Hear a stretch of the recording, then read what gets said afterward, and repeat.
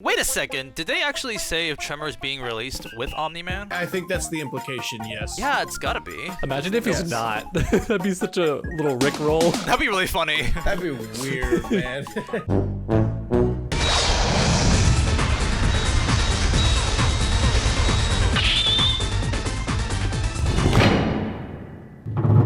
And 3, 2, 1.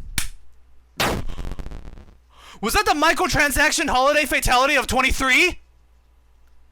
Yo, what's up, guys? We're the Kombat Kings. Today, we have a very special guest with us, BruskPoet. Hello, welcome to the podcast. It's good to have you sort of back, yeah, in a way. Yeah. Well, it's good to be talking with you all again. I'm excited to get into these topics because we have a lot to talk about.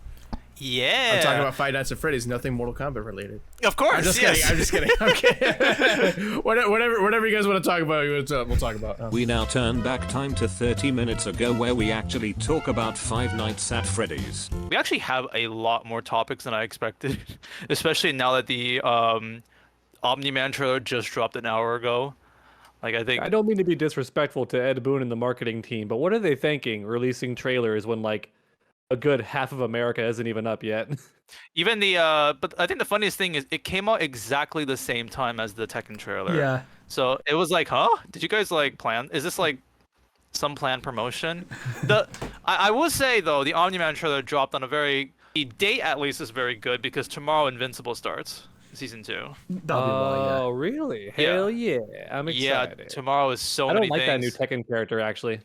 I don't Really? like him. He looks super cool. Feels redundant to me. I said out loud, like, we already have Raven, and then Raven shows up and they fight, and I'm like, it's very close to watching a mirror match, except one of them has a gun.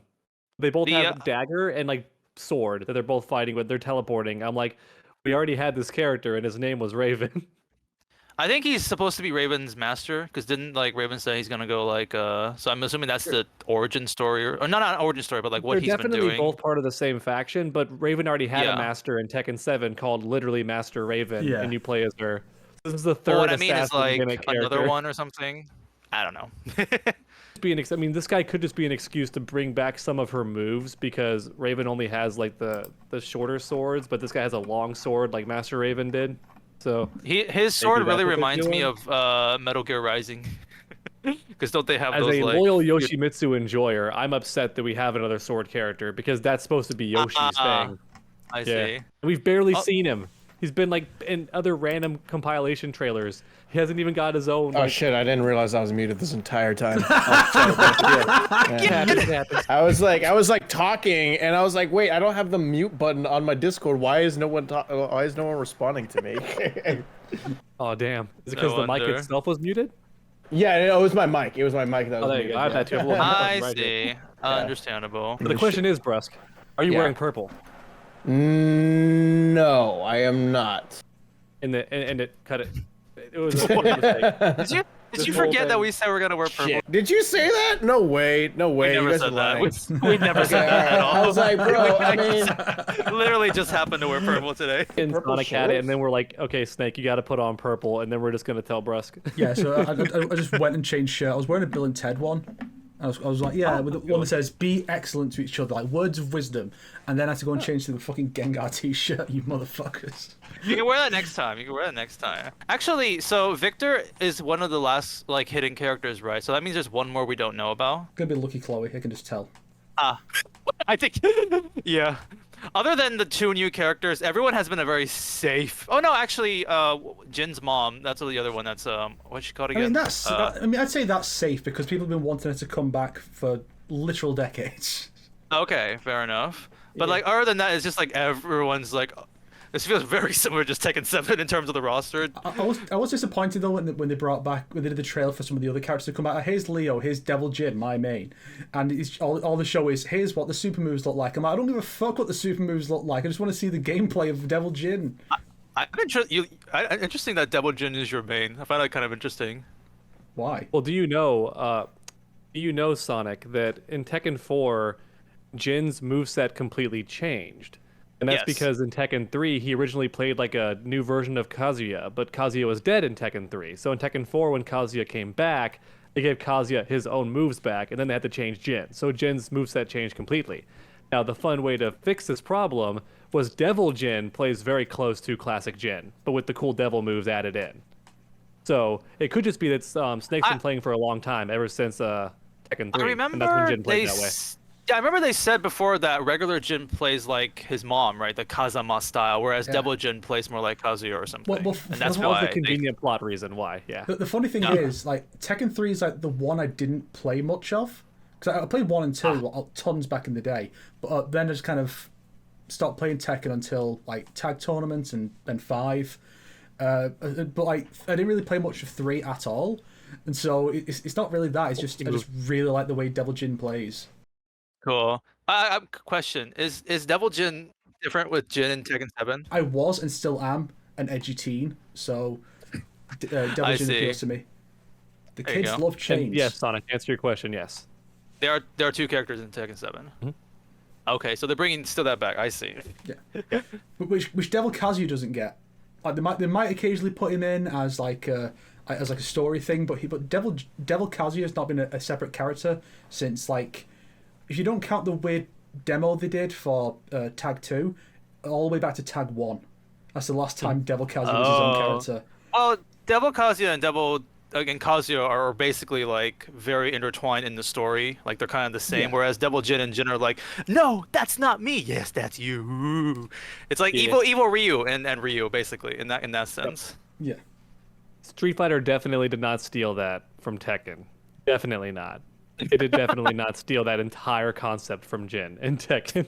That's interesting. How about you, Brusk? You a casual Tekken enjoyer? You're muted, buddy. We can't hear you. You're muted. Fuck. Again, it's with the goddamn mic. Yes, I mean, I'm a casual Tekken enjoyer, but I have no idea what you're talking about. So, New character dropped at like 8 a.m. today. Oh, okay, cool. A brand new character. I'm still sad that we're probably not going to get Angel. I really thought Angel, if she came back, would be in this game. That's a hard one. That's a very hard one. See, Angel's funny because they actually, because she was in Tag 2, they put her in the Tekken comic, where she's the villain. Oh shit! And she a bunch of the characters get fucking killed. Like, I think like Anna gets her neck broken, Nina, Paul, and like I think Xiao Yu all get shot dead, and then like Angel resurrects them like on as her evil minions like Quan Chi. It sounds like an X-Men storyline almost. It's when so, it's so bad. Yeah. I mean, like one of the first things we get is like, like Jin's putting together a faction to fight Kazuya and Heihachi, and then like they get raided by Tekken Force or whatever, and then they all manage to get away except for King, who get killed in an explosion. It's like, and like someone basically says, King, the luchador, knew what he signed up for. Okay. I do love how in the Tekken comic, despite how in the games they all speak gibberish, a lot of the characters, like King does groans and growls, but it's just implied everyone can understand him. Yeah. At least in the comics, they realized that'd be impossible to convey. So in the comics, he just has regular dialogue, like with speech bubbles. So it's implied that like we get to know what he's saying too. It's not just rawr, rawr, rawr, and they go, yes, good point, King. So even Yoshimitsu talks, which is like crazy to me because he's always just like done mumbles. That's the thing I think that makes the whole King story in Tekken 6 so fucking funny. It's like, oh, who is this? Alma King was killed by Marduk. Who is this mysterious Armor King? Is it the same person? Is it someone else? And like King finds a photo of 2 Armor Kings together, and like, there's a close up of his mask as he's looking at it, and it's like it's so unintentionally hilarious. It's just focused on this expressionless Jaguar mask. Smash cut to Marduk digging up Armor King's grave to check that he's really in there. Oh, he is. Then Armor King shows up, and King shows up, and they have this like dramatic confrontation with 2 of the characters just going, "Rrr, rrr." And it's like, you killed my brother. Everyone's recording, right? Just to double check. Actually, I just want to make sure with Brusk first. Are you using like OBS or like how are we seeing you basically? You're muted. Again? How does this keep happening? He left for now. Well, I guess I have to do it without him. Raiders, you've returned. What have you done with Brusk? Raiders. I'm just kidding. We usually on the podcast we just literally chat about like anything like current news or just like whatever and stuff. And I think the big topic is the Dragon Crystal Fatality controversy and whatnot. And then after that, we could just talk about Cage Match because I think that'll be or Onslaught. My first time hearing about that. I didn't. What the what? Oh wow! Dragon crystals. What? It's not like you already covered talked a video about about that with the pumpkin head scorpion in your thumbnail or something. What? I went through so much work to make Scorpion's head actually fit inside that pumpkin, only to realize after all the editing was said and done, you can't even tell it's Scorpion. His face behind the shirt. You can see the shirt. You so see that part. But That part is true. But like his head, I had to like stretch apart to fit in the stupid slots of the jack-o'-lantern, and you can't see it anyway. It's how it goes sometimes. It's how it goes. Yeah. And totally don't worry if we go off topic, because I'm assuming we're going to like start talking about like, what did you think about this fatality? And all of a sudden be like, so what did you think about the Five Nights at Freddy's movie or something like that? I think we'll definitely do something. I'll go into deep FNAF lore on this podcast. No, I'm just kidding. No, let's go. No, I won't. No, I won't. I won't. That movie is that it has the fan split. If you're someone who really loves it just to love the whole series in general, you'll like the film. But if you're a huge snob for lore like Snake is for Mortal Kombat, then you're going to be upset because they make a lot of big changes. And people are like, I don't know. I heard a lot of lore. Yeah, I think a lot of lore fans actually liked it a lot. Yeah. It's more like if you're not a fan. Oh, this is the daughter now, and this character's here. Like that doesn't make. Yeah, like they do make changes. They do make changes. Yeah, I mean, I'm a very like I stopped. My knowledge goes up until FNAF 4 because that's when I started. Which is totally fine. Yeah. Oh no, guys! I just realized what they're doing. The writer made the movie distinctly different on purpose because then if he can make another different story, they can have a FNAF multiverse of madness. That's not what they're trying to do. To be fair though, the book canon and the game canon are different, so you know multiverse could happen. The what? The what Five canon? universes at Freddy's. The book canons, because there are novels of Five Nights at Freddy's.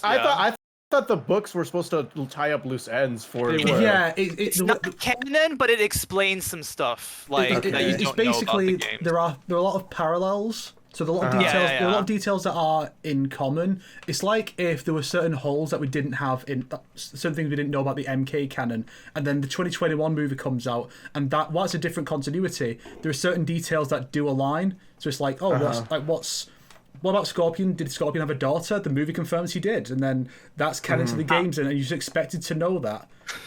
Damn, what a mess! It's like how the Mortal Kombat X comics don't tie in at all with MK11 in a lot of ways. Like they just directly contradict each other, despite the whole point of the comics being to bridge the gap between games. But you know, it is what it is. So the FNAF books are like the MKX comics, where like it's not like fully canon, but it explains things, I guess. So like it was supposed to be, but the writer forgot something and accidentally contradicted themselves. I assume that's what happens with a lot of stories. It is still like a different like story because there are characters who are like, oh, this character decides to do this in the games, whereas in the story, oh, this guy actually felt bad, so he killed himself. So it's just like, oh, then that's very different and whatnot. So it is still different stories being told, from what I heard. Yeah, I haven't read the FNAF books. I just stopped at FNAF 4, and then I just stopped like being invested in the series. Not because like I just got older. I guess that's probably what it was. That's one way to put it. I'm scared to say. Okay. The question, luckily, the movie is only FNAF 1 and 3, basically. The question we need to ask is: should we see Springtrap in Mortal Kombat? Yes, he is with a mod. Yes. Everybody, look, I put out a joke tweet saying that like, what's the guest character that you would like that is like so ridiculous it's not gonna happen, but you want it anyways? I said Freddy. No. I said Freddy, and I remember I think I streamed like 2 days later or something after that tweet, and then like my chat was being like, "Yo, you're fucking stupid, bro. Like you want Freddy in Mortal Kombat." I'm just like, bro, shut up. You would want Freddy too, all right? You would want Freddy. Don't tell me you wouldn't play Freddy Fazbear in Mortal Kombat. Like, shut up. You would do it. It's why the Cyrax Freddy mod is the best ever. I know that's just so fucking funny. I've had a horrific awakening. I just realized that. So if they did put Freddy or Springtrap or whoever in the game, that character would then get a page on the MK wiki. And under species, it would call them a revenant. William Afton, revenant. Yeah, it would. Technically. True. That's who I want. I posted them in the chat. That's who I want to be in Mortal Kombat, but he'll never be in because he's so irrelevant. It's been like 15 years since he had a game. I believe you mentioned. He looks so Mortal Kombat ready though. Like he's ready. It's like, damn, I've been recording for like 18 minutes and none of this is usable because Brusk hasn't been recorded. Yeah, he'll just be a PNG. I feel like Rayman would be super strong in the Mortal Kombat universe because you can't dismember him. That's, I suppose, but you can still like he can still get a game over and whatnot. So you technically still could defeat him in the games and whatnot. Just not by dismemberment, but yes, you just take his hand, run away with it. I have often wondered about that, like how much force actually holds his like body parts together. Wasn't there that like one clown from One Piece that has like the splitting body parts? You just do that basically. Yeah. Or the one clown. That's like a really important villain. Monsoon from Metal Gear Rising. Oh yeah, Monsoon from Metal Gear Rising. That's another one. What was it? The only reason I even bring up Rayman is you've probably all seen it, but he's in that new Netflix cartoon. I haven't seen it, but I have seen the clip. I know it's very gay. Just get ready for the gay. It's very gay. I heard it's really good. I heard my fans say it's really good. It's very gay. Yeah, that's what I heard. It is good. It's just very gay. Like if you're not ready to see just like two naked men in the room, like that happens. All I know about that show are like every single Rayman clip, because that's all people post about is the Rayman clips in the show. Yep. The one with the cow. It feels like Rayman in this show is like the ugly Sonic from the Chip and Dale movie. That bad? I meant like his character or something. That's like the one thing anyone knows about. It's like this really weird thing they just included. Yeah. In other words, I think what Snake means is the reason a lot of us even watched it is because we saw that Rayman was in it. So it's like, yeah, I agree. That's why I saw the Chip and Dale film too, because Ugly Sonic was in it. So that's not wrong. Okay, I get It's 100% why I watched. But it is a good movie though. Laserhawk is good. I watched it because I saw gay scenes. I'm just uploading a video real quick, making sure that it is all good to go. Thank you, Trailer, for including a fatality because that's going to get demonetized, but whatever. They are so strict. You already filmed your reaction? Yeah, I put mine up earlier this morning because I was up early in the morning, so yeah. Nice. Jeez. Yeah.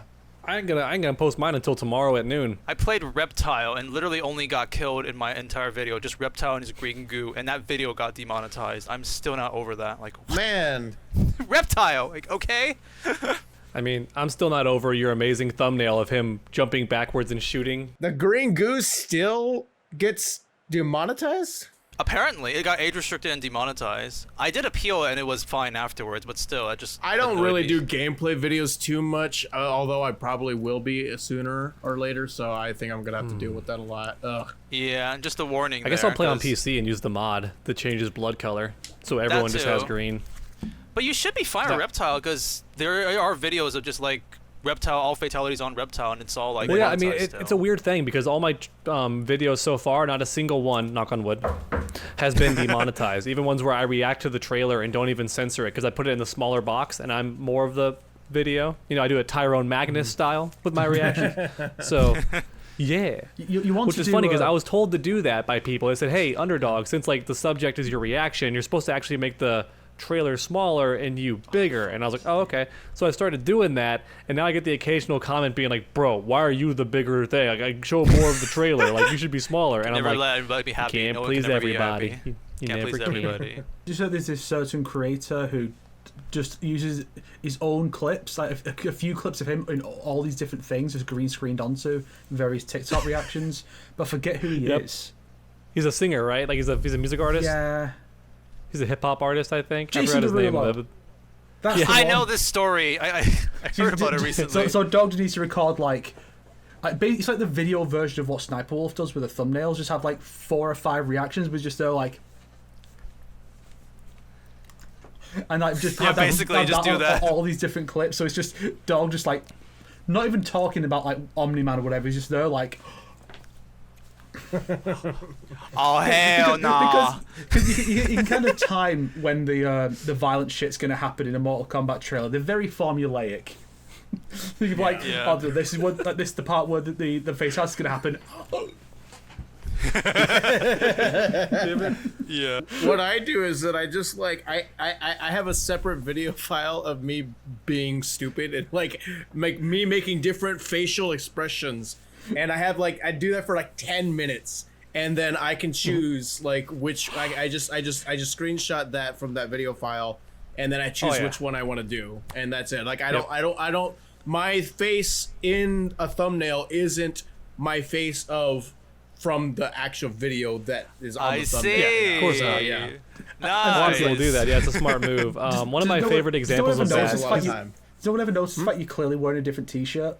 Nobody cares. Literally nobody cares. You also just crop it out. Like you crop it out. But no, there's this YouTuber blew up. He's now bigger than me. I knew he would be. I just didn't think it would happen this fast. His name is Mike Trelinsky, and he just plays online and rages, but he's like funny about it. And in every single thumbnail, he uses the same 3 faces, and nobody cares. Yeah, it's just him raging like, ah! And then like Scorpion in the bottom right or something. A lot of the YouTubers that I watch that do that, or that not do reaction videos, but like have like videos with their faces in it, or like the thumbnails have their faces in it. There's a lot of the same expressions or like the same like screenshots. I don't care. They have a set amount of faces that they use. Yeah.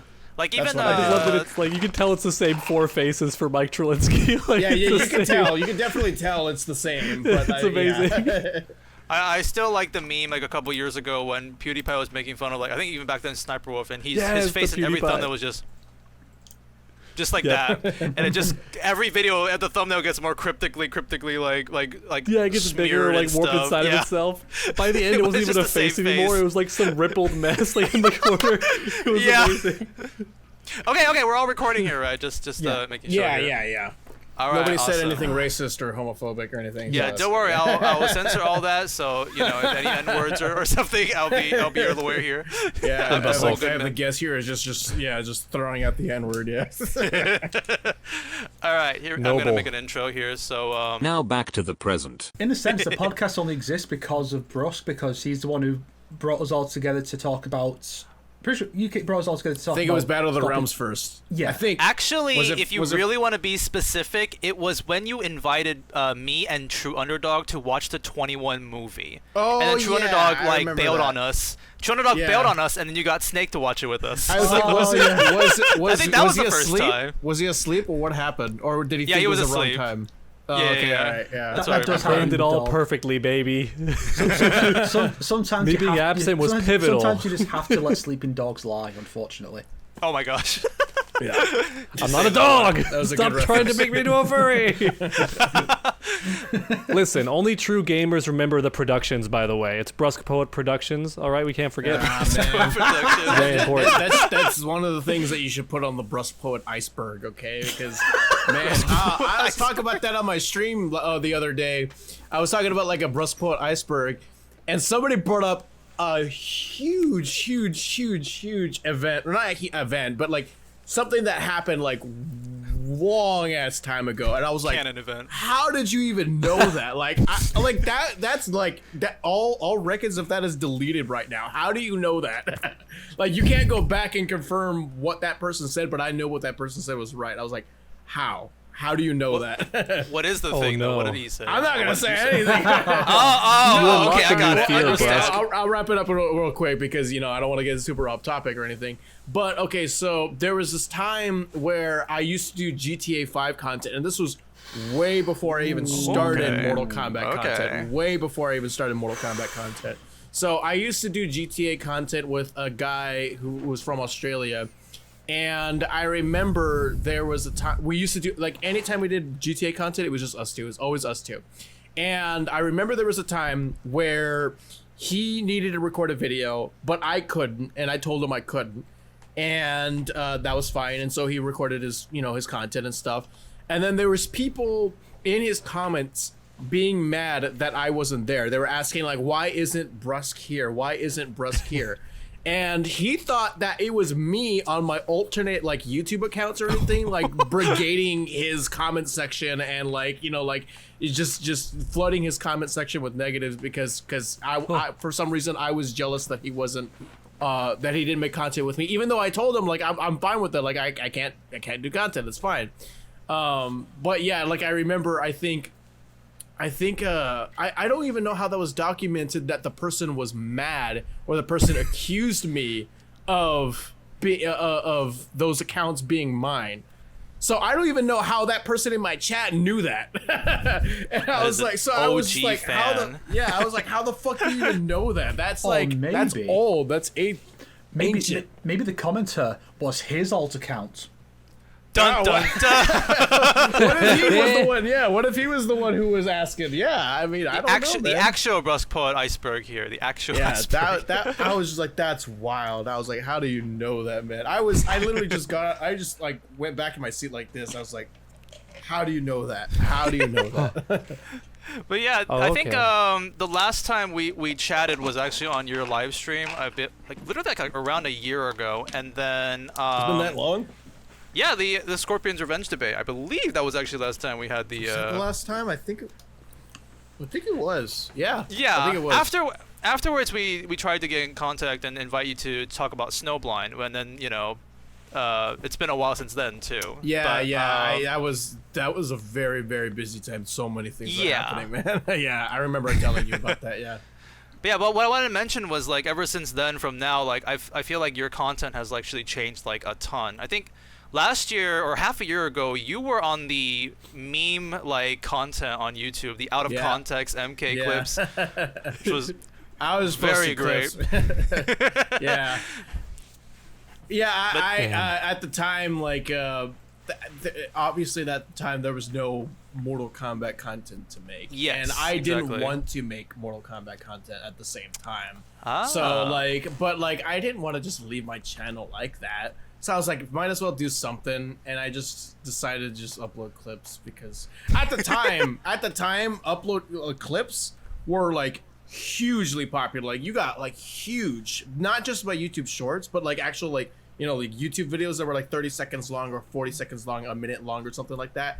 They were huge. Now YouTube has kind of like dialed that back a bit. Like the algorithm now favors like now the algorithm favors like actual like well-made like 10-minute content and stuff, or like 20-minute content and all that. But at the time, like you got wildly popular by just doing the clips and stuff. So I think the like, clips now, nobody was doing that. Nobody was in that Mortal Kombat community. Might as well. I mean, might as well go and jump on that. So pretty smart. My I think the clips now YouTube are smarter on agent. the shorts, right? The shorts are the things that are getting now pushed. Shorts. I think YouTube is the algorithm has done has struck a healthy balance on recommending YouTube shorts and Sniper Wolf. If y'all get bored and want to do a short instead of a video, my YouTube agent has actually said, even though they don't make very much money, they have been shown to boost your subscriber count pretty well. So shorts are good if you want to grow. Didn't used to do that. Previously, they didn't used to do that, but now they do. Now, I remember back then,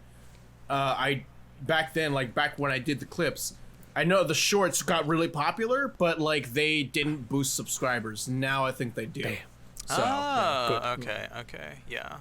Okay, I should consider that then, yeah. Because I think Snake is probably the only one of us who actually is playing the shorts game, trying to market that part. Anyways, literally the hour we were recording this, the official Omni-Man gameplay, it's the actual Omni-Man gameplay, so Ed Boon's not lying this time, actually came out this time, so that was a bit surprising. We were not expecting this, but Omni-Man is coming out tomorrow too. Oh, sorry, Invincible is coming out tomorrow too, but yeah. What did you guys think about the trailer? Anything interesting you guys want to talk about here? Do we actually have a release date for the character? Yes, November 9th, yeah. Oh, that's soon.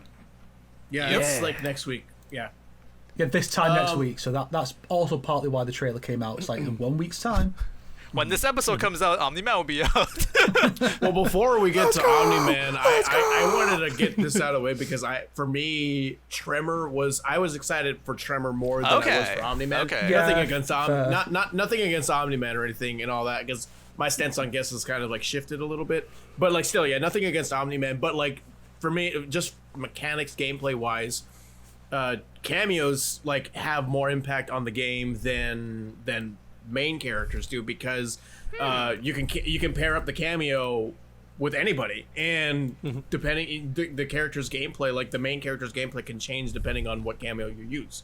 So and Tremor has 3 variations within his cameo slot, so that's even more huge. So I'm like wondering like how is he going to change up the meta? I have no idea. That I know that crystalline armor is going to be insanely popular because that was a nightmare at MKX. A nightmare at MKX. It's gonna be watered down in MK1 for sure. I think we can probably assume that. Did he have that reflect ability that he showed in the trailer? Like, kind of. Yes, he had a move where he and put the little wall in front of him, and it could hit the opponent. And I think it also deleted projectiles, but it did not. Oh, okay. That was. Didn't that move exist in 2 of his variations, but they work differently?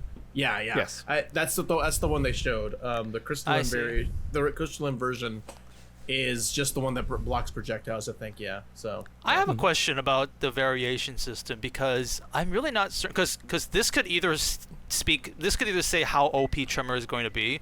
Do you think the variation is something that you pick in the beginning of the match, or is something you can switch during the match? During. It's during. Ed because we saw the clip it already. Yeah. Okay. Like, I know. It changes mid match. I know Ed showed the clip of it seemingly changing it mid-match, but the way I saw, I could be totally wrong, but like the way I saw it in the video, I thought like he edited it, like it was like he. That's what I was thinking too. Yeah, that's why. He could change it during the match, but I mean, yeah, I have no idea. I mean, no matter what, changing variations in it within a cameo, it's like that's very robust. That's a very robust gameplay approach. So I'm excited. Like I want to see what he's got. Like I'm gonna be using Tremor a lot. I'm gonna be using Tremor a lot for sure. Hell yeah. I'm not very worried happen, how busted he's gonna be though. We have to see, can he save Natara? That's the biggest question. Can Tremor save Natara? All right.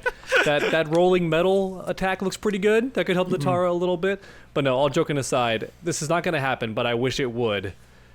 For his crystalline variation, I wish that when he flexed, the main character would also flex, and they'd both get the armor. That would be and then you'd run in, and they go, rah! Just be such a cool screenshot. I think it might like work the same way as the Sub-Zero cameo will be. So like he gives you the armor, like kind of yeah, but it's not as cool as them both flexing. That's a good move. I love using the Sub-Zero cameo. Yeah. Sub-Zero's a fun one. Mm-hmm. It's an easy one too. Yeah, I'm honestly seeing the cameo Tremor is actually quite exciting. I like this. It does seem like there's a lot of like moves that do like pop out more and stuff. I like his grab. The grab animation is pretty great. Yeah. Would you going on Omni-Man? But sorry, go ahead. One last thing about Tremor. Would you say his fatal blow is a reference to Snowblind? I forgot what his Snowblind moves were. Because in the beginning of the Snowblind movie, he fought Tremor, and there was a part where he like catches like Kenshi with like the with the ground with the leg stuff, and then he just starts like wailing on him. I think I remember. It might be. I don't remember. I don't remember the specific move or the fight scene. I remember what happens in the fight scene, but I don't remember like that specific move. Yeah. Did Tremor beat him down into the ground? Well, that's afterwards, so I'm not too sure if it is. I'm wondering, is it a case of they were going to do that, and then they realised, oh wait, he's releasing alongside Omni-Man, who does the exact same thing. That's right. True. It would be funny to have that, like Trevor just pummels someone to the ground, walks away, then Omni-Man just walks over and starts beating on them. Turns into like Office Space. They're just circling and beating him into the ground. Yeah, and then the actual last thing about Tremor is like his fatality is pretty cute. I actually do like that one. It's a very simple one. I like the simple cameo fatality approach. Like everybody's fatality, like in the cameo roster, is simple. Like it's fast and simple. I think that's one of the things that I like about him because that's like how the fatalities used to be. Yeah. You know, so he does have a rolling ability, but he never had it like a fatality in this. So it is actually a cute, creative way of doing it too. Mm-hmm. And now we know what happens if Indiana Jones failed. All right, that's what it would have looked like if he did not outrun that boulder. We can do that now. Johnny has that costume. Yeah, you're right. Hey, that's right. You can do that in the videos. Wait a second. Did they actually say if Tremor is being released with Omni-Man? I think that's the implication. Yes. Yeah, it's gotta be. Imagine if he's not. That'd be such a really funny. Rickroll. Weird, man. Which makes you wonder if they do that, who's going to be the one character who doesn't get a cameo alongside them? Yeah. Because they're not true. even. There's only gonna be 5 cameos. That's true. Unless they do one of the most Giga Chad moves ever and are like, actually, there are 6 cameo characters. We just kept one a secret this whole time. Ooh. Then So. I would have loved that, but that would have been in the files by now. So Be in the files by now. Literally. that would have been in the files by now. Although, like, I don't know if we talk about leaks here or anything like that, but like, We vaguely hint at it, but like we don't know anything. Are Dynamines off the table? We try not to though, but Okay, I've already mentioned a certain we're trying to talk about character, Omni-Man so. here, all right? So it doesn't matter. We're going to have topic. There are a couple of ways they could do it. One is if they just take a character who's a cameo in the story, so then it appears that they're not in the game, but they actually are. They can just go, oh, here's Quan Chi, for example. Let's just make him a full alongside his playable character. Here we go, bonus 1. Or maybe they've not replaced Johnny Cage with Janet Cage. They're doing both. They lied. Oh, you mean like the Johnny Janet? Yeah, Just both, basically. Ninja Mime!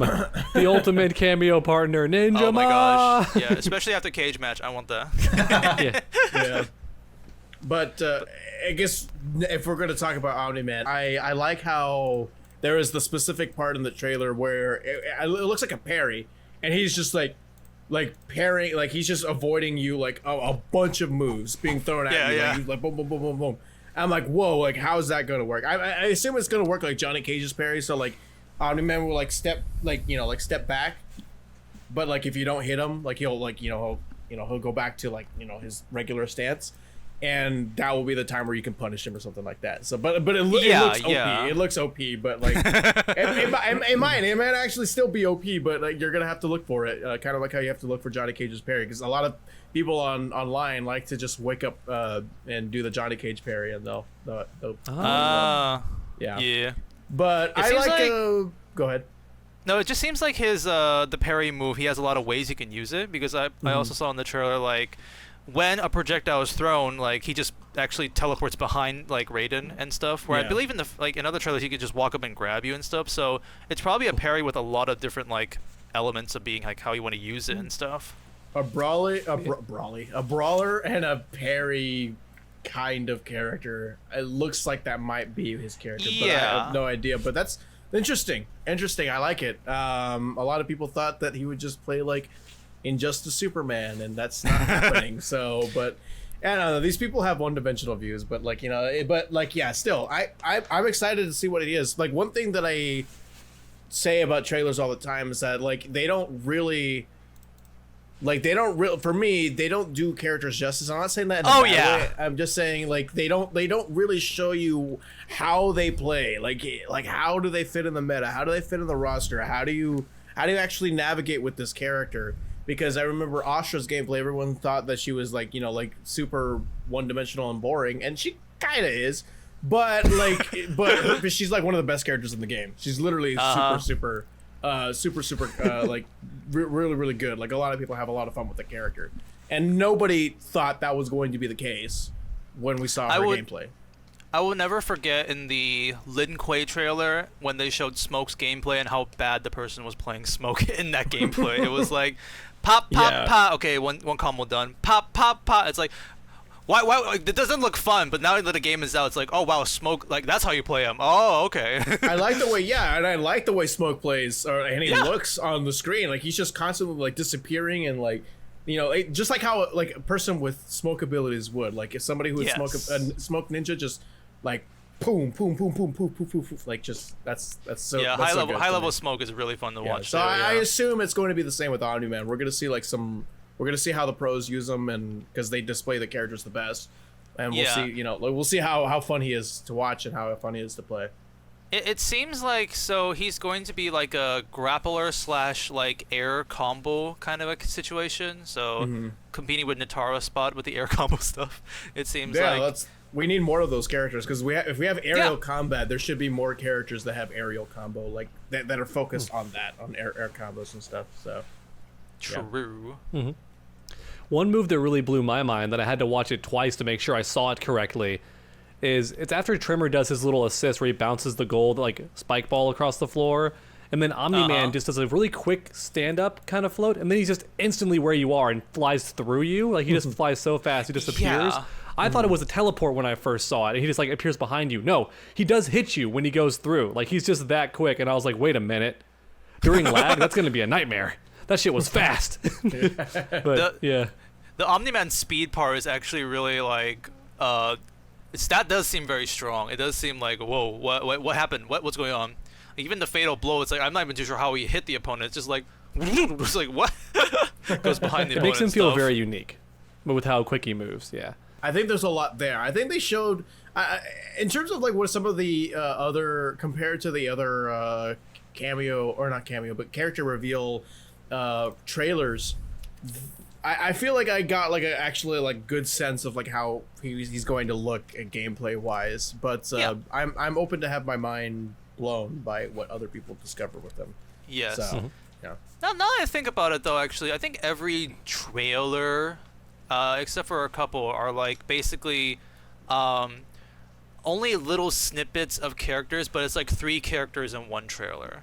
So that's why probably you were not able to see too much in comparison. Whereas like I remember like the Geras and the Geras trailer showed a lot of Geras and Liu Kang, so you can like show a lot what they're doing there. So that probably is like a bit of an issue with. That's why the contrast is a bit better here.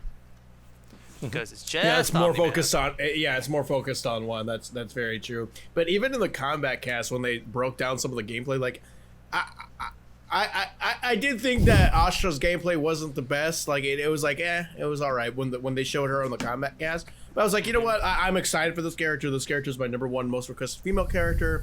I'm gonna make her work, and everybody loves her. And she's such a fun character to play. Yeah. She's one of the top tier character, one of the best characters, and all that. So.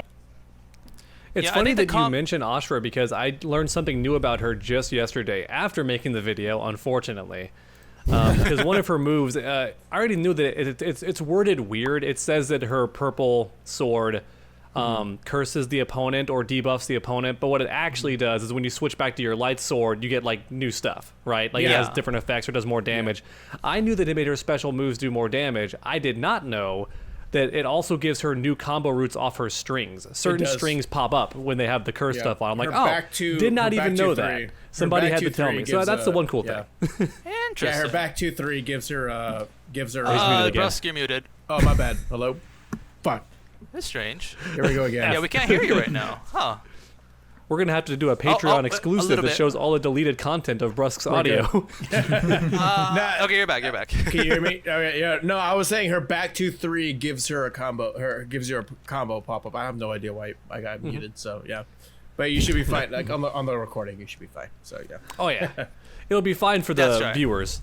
Yeah, exactly. I'll be editing that and whatnot. Yeah, for sure. Brusk, you are a super Ashra main. I remember you like reached one of the highest ranks with Ashra and stuff. So you definitely know your stuff. Yeah, I am Elder God on Ashra. So yeah, I think that's the first time I ever got to Elder God ever. Like, I mean, there's only 2 games. There's only 2 games where you can get that. But like, yeah, I never got to Elder God in MK11, but I did now. So yeah. Now it's time for the true final boss. You gotta beat Titan Baraka with Astra. I did beat Titan Baraka, but not with Astra because you can't do it. That'd be tough. It seems like a weird mismatch. Yeah, you have to use Reptile. Like Reptile's gonna give you the best. That's who I used. Let's go. I just happened Sonic to use does not know. Huh? Does he know? Does he know? I don't. So Baraka's actually weak to Reptile, like Pokemon style. Like they have different attributes. And he's weak to Acid, and Reptile's Acid.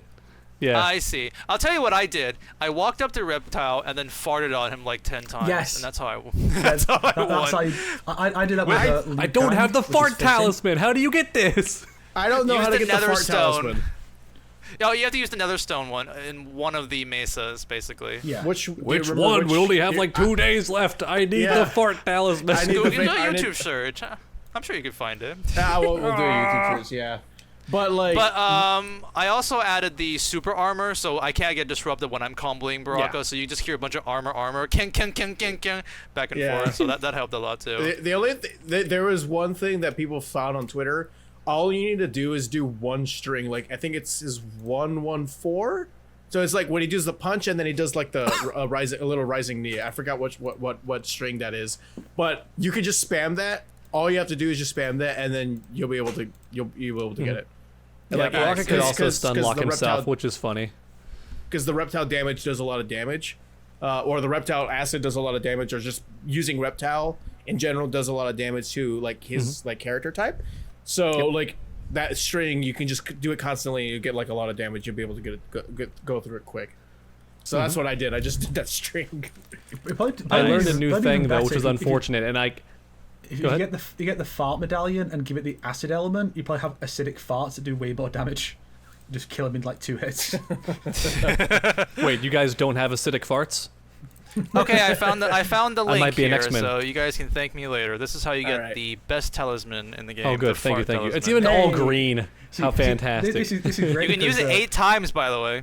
This is great because Sonic times. learned some neat tricks about what to do to advance in the character progression in this mode from a Brusk video. And so now he's returning the favor by sending him a video to help him out.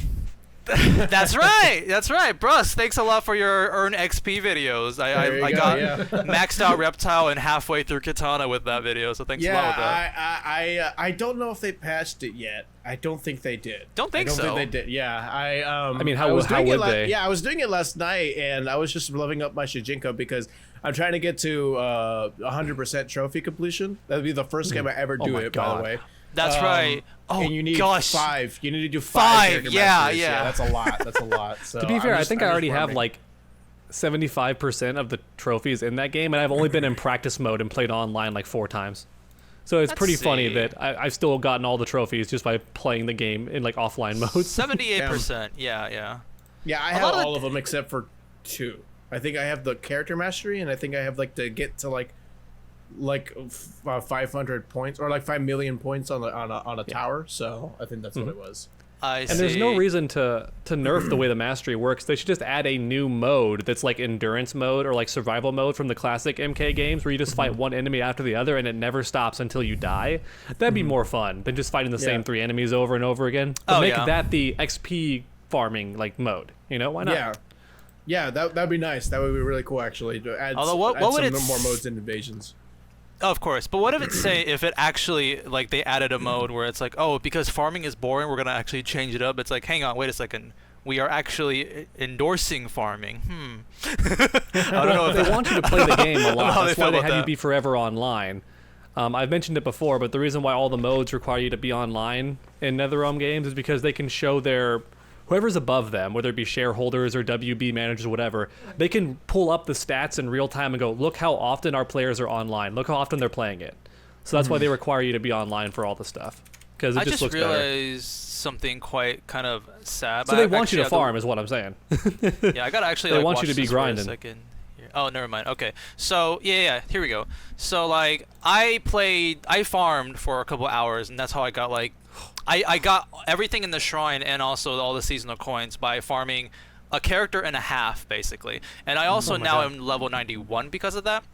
I went online, and I fought against a Rain with a win-loss ratio of 938/548. Jesus.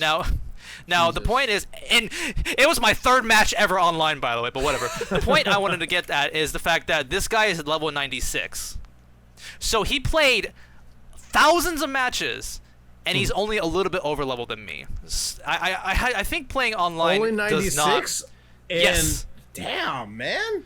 So I have to assume he's only played online. I don't think you get a lot of XP online, like, at all, pretty much. I feel like you should.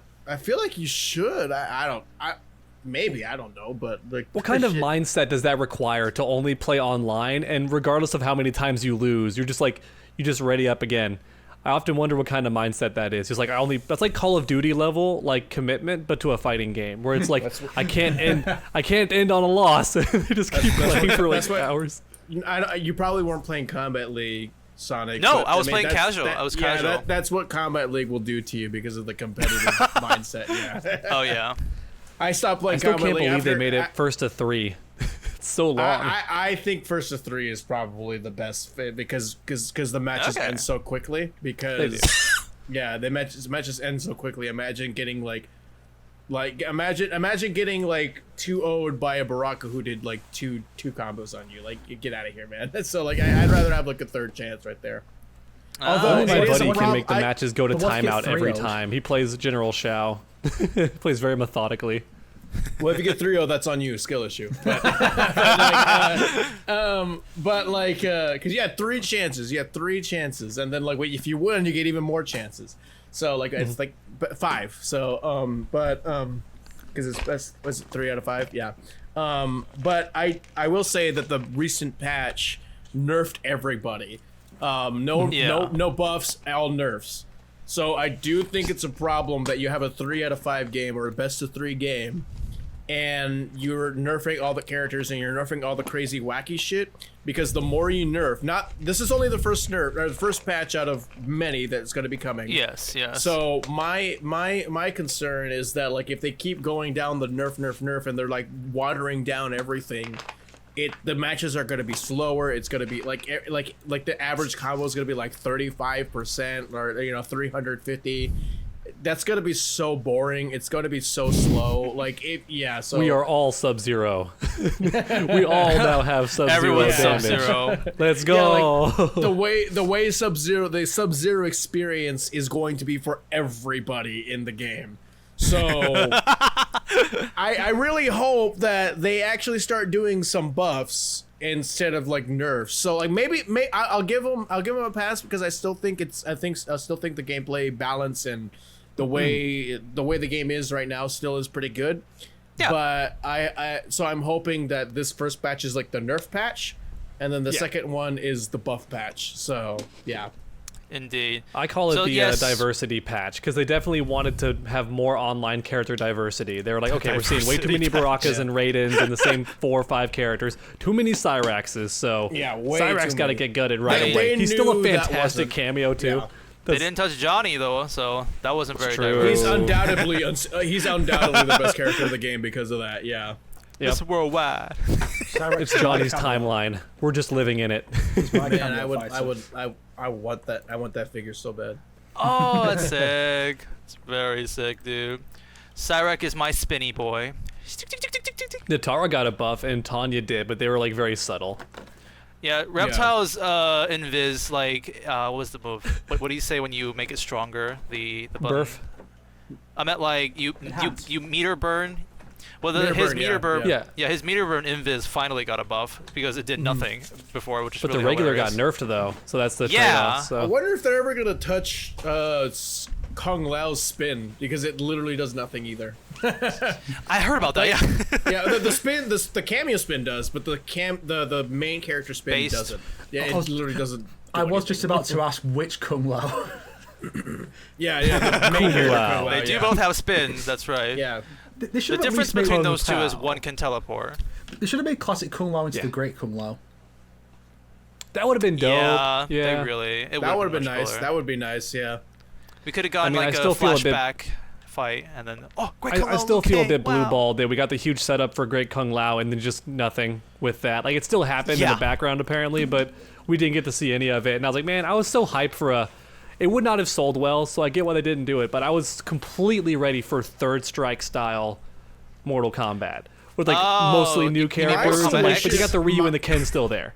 My solution was just like have like the first 2 chapters focus on that era, and then fast forward and to see like how the first 2 chapters affect the future. You know, like just you could have just done that. Like whatever. I think Snake theorized that a lot too. Yeah. Like the first chapter is just Great Kung Lao. Yeah. Yeah. I mean, the alternative really is to do Shaolin Monks 2 with Great Kung Lao and Fire God Liu Kang on some adventure Come and bass. on. It's in the Cage Mansion. Shaolin Monks 2. Shaolin Monks 2, Save it. Yeah. Get it out of there. Pull the arcade machine out of there. Although we are now that we're on sort of the topic of Mortal Kombat 1's like plot and whatnot, there is one thing I kind of wanted to bring up as like a bit of a fun discussion. I watched your story mode review recently, Brusk, where you basically just kind of like talked about the stuff in there. I think everyone is kind of on the same boat where it's like, okay, first half and all the stuff there, pretty damn good. Multiverse stuff, and then it starts going downhill from there. Yeah, That's sort of the general consensus of the opinion was like, about that. dude, are you serious? You're actually doing the multiverse stuff again? Like, I legitimately thought we were gonna be done with that. I thought it was one and done.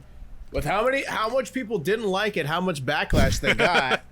I was surprised that you're like, you know what, fuck you, we're still doing it, we're gonna do more. I'm like, actually, technically speaking, it's time travel in MK11. They've never done multiverse. I know the comment section are gonna be like that. You know what?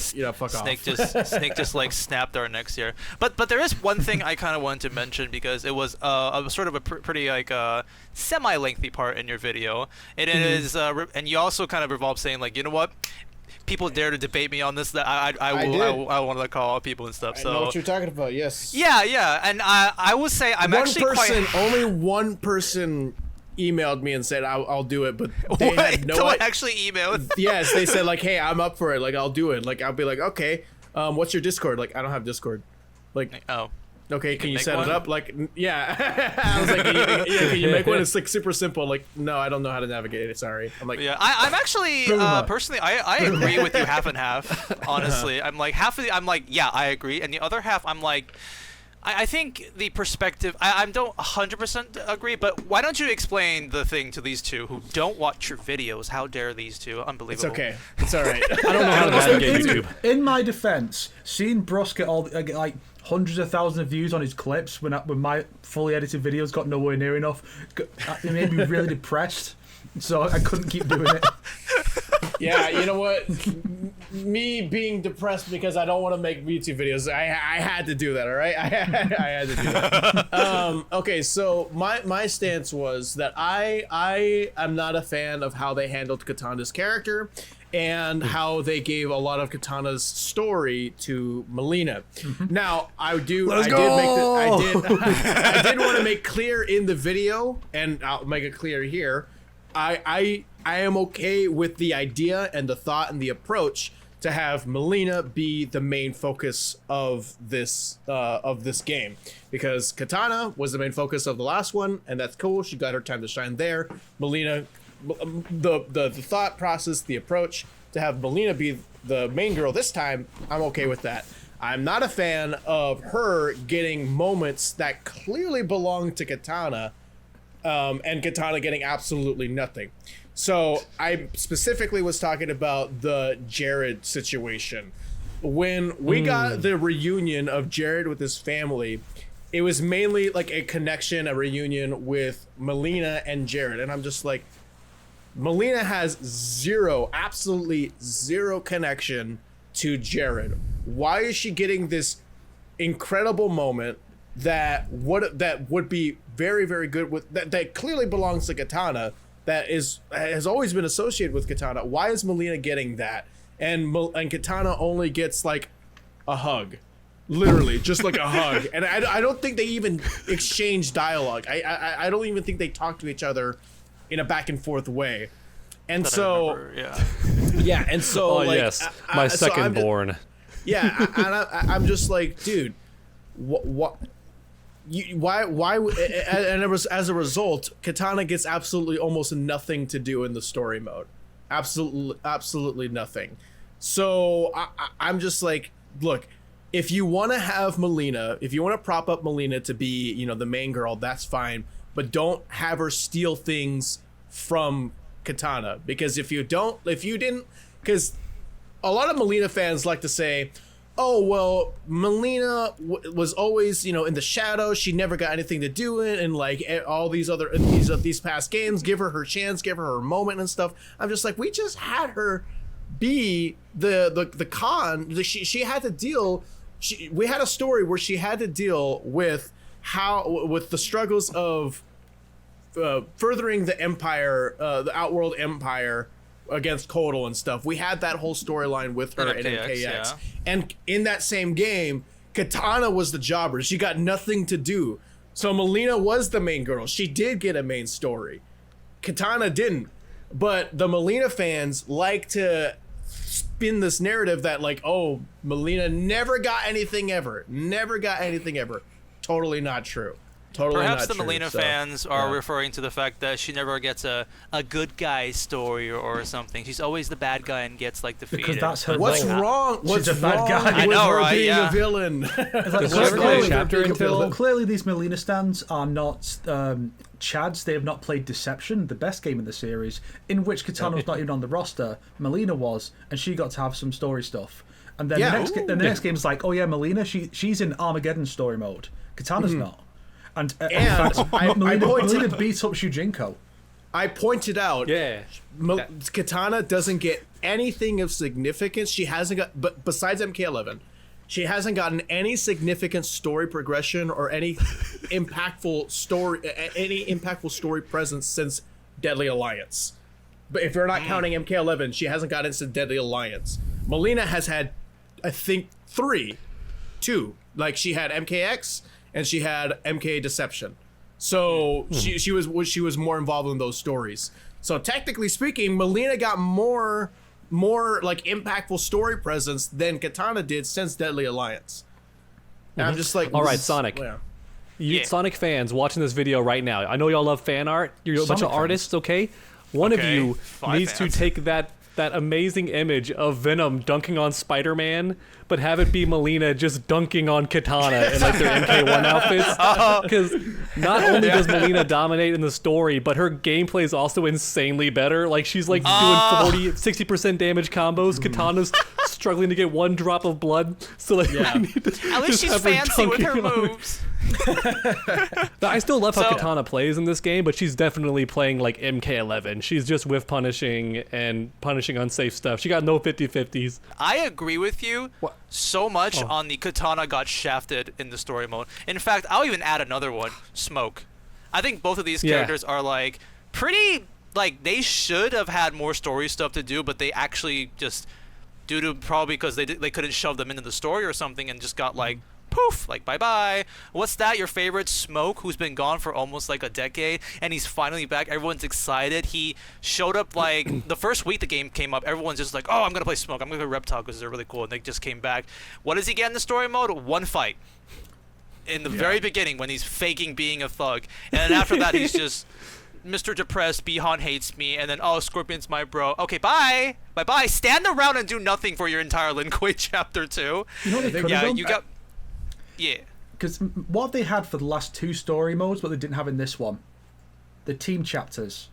Yes, the choice What? who you pick your character. So yeah. what? Imagine if the Mileena chapter is Kitana and Mileena, the sisters, and the Scorpion chapter is chapter whatever, where there is Smoke, and Smoke helps Scorpion escape, and those two are working together the whole time.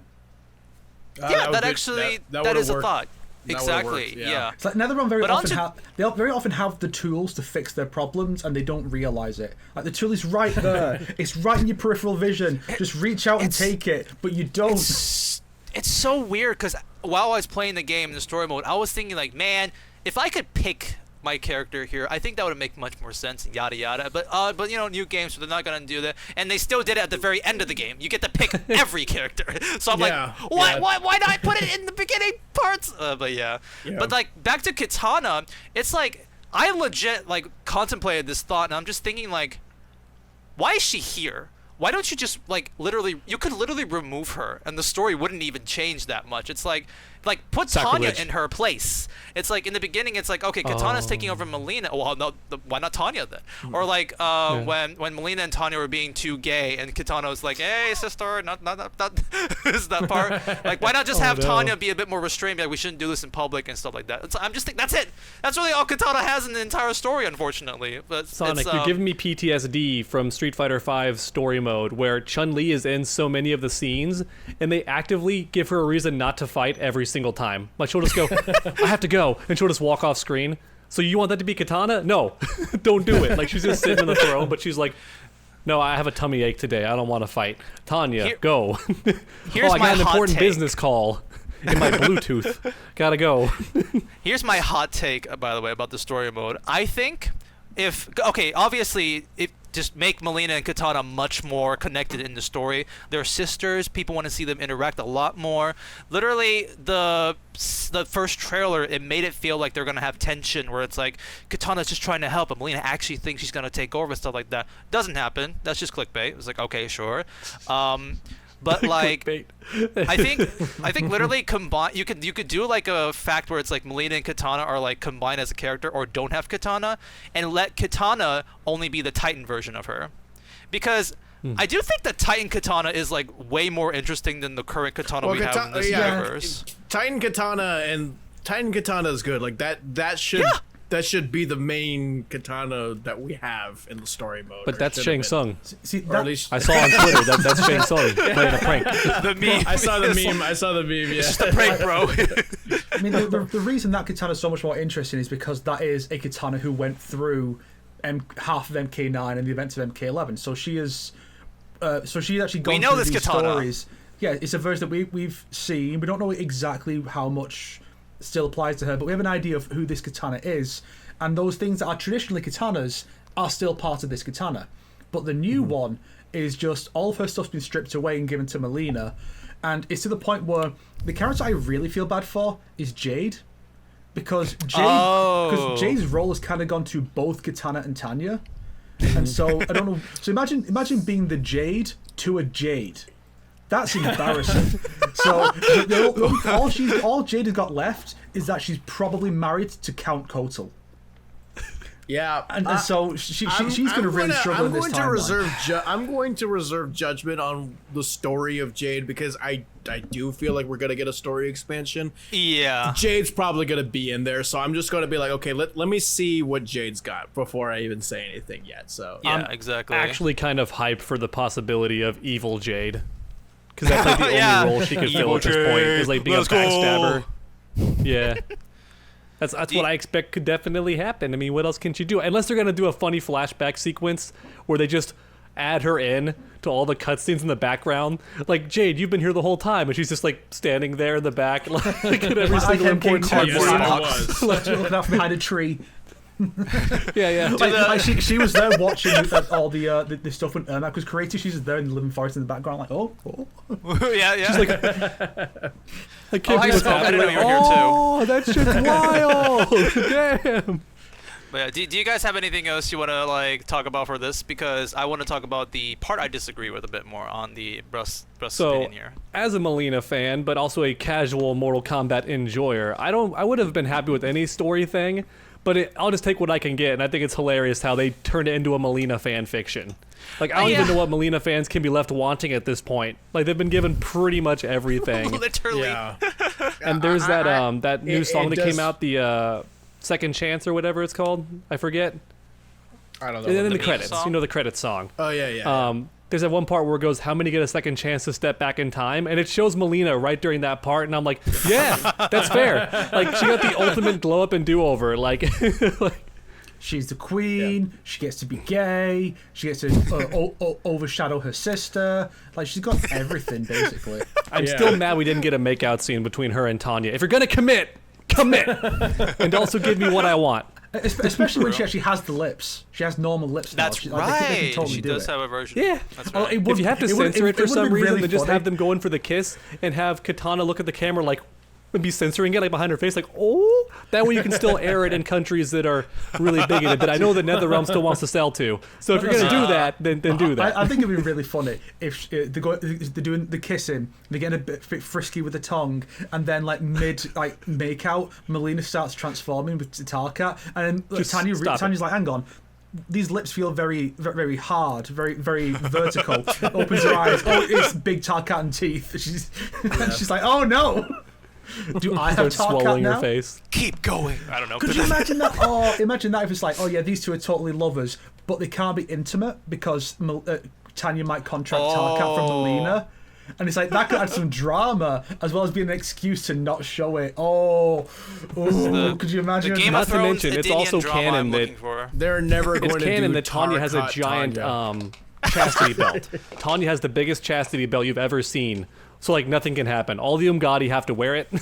She has the giant, most complicated chastity belt. No sorcerer can undo its magic binding spell. No, I'm just kidding. But now that y'all went full degenerate with your ideas, I pictured in my head a freaking God of War 3 style sex scene where the camera just pans away to Kung Lao peeking behind a corner and you do the motions on the controller and stuff. Yeah, do the motions on the controller. And he's like, God of War good God, if only Raiden could see this. Whoa, you can do that? And he's like, because he's a virgin probably, so he's seeing all this stuff for the first time. He's just mesmerized. Do the input for Mileena's roll move and imply she's doing that on Tanya in some way. The roll pose. He just looks up Teleport. on the ceiling. They're on the ceiling. She teleports behind Tanya with a strap on. No! Okay, we're Wait, done. wow, We gotta this move is, on. This Save is us. really getting into the. Hopefully, we're in an hour in. YouTube won't care, I'm sure.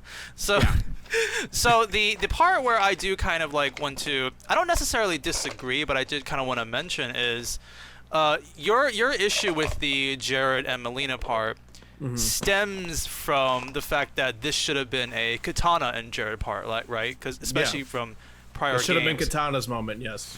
Yeah, a lot of moments should have been like done better with Kitana, but I do personally feel like in the moment, in universe, it's fine because Mileena is actually like her daughter in this case. That's like, true.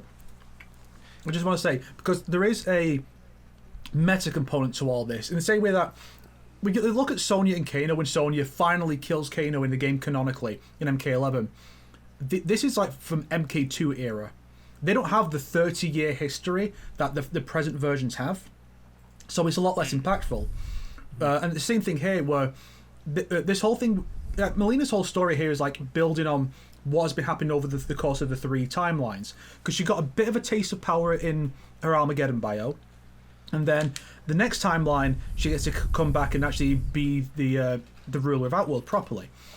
But it's fraught with problems.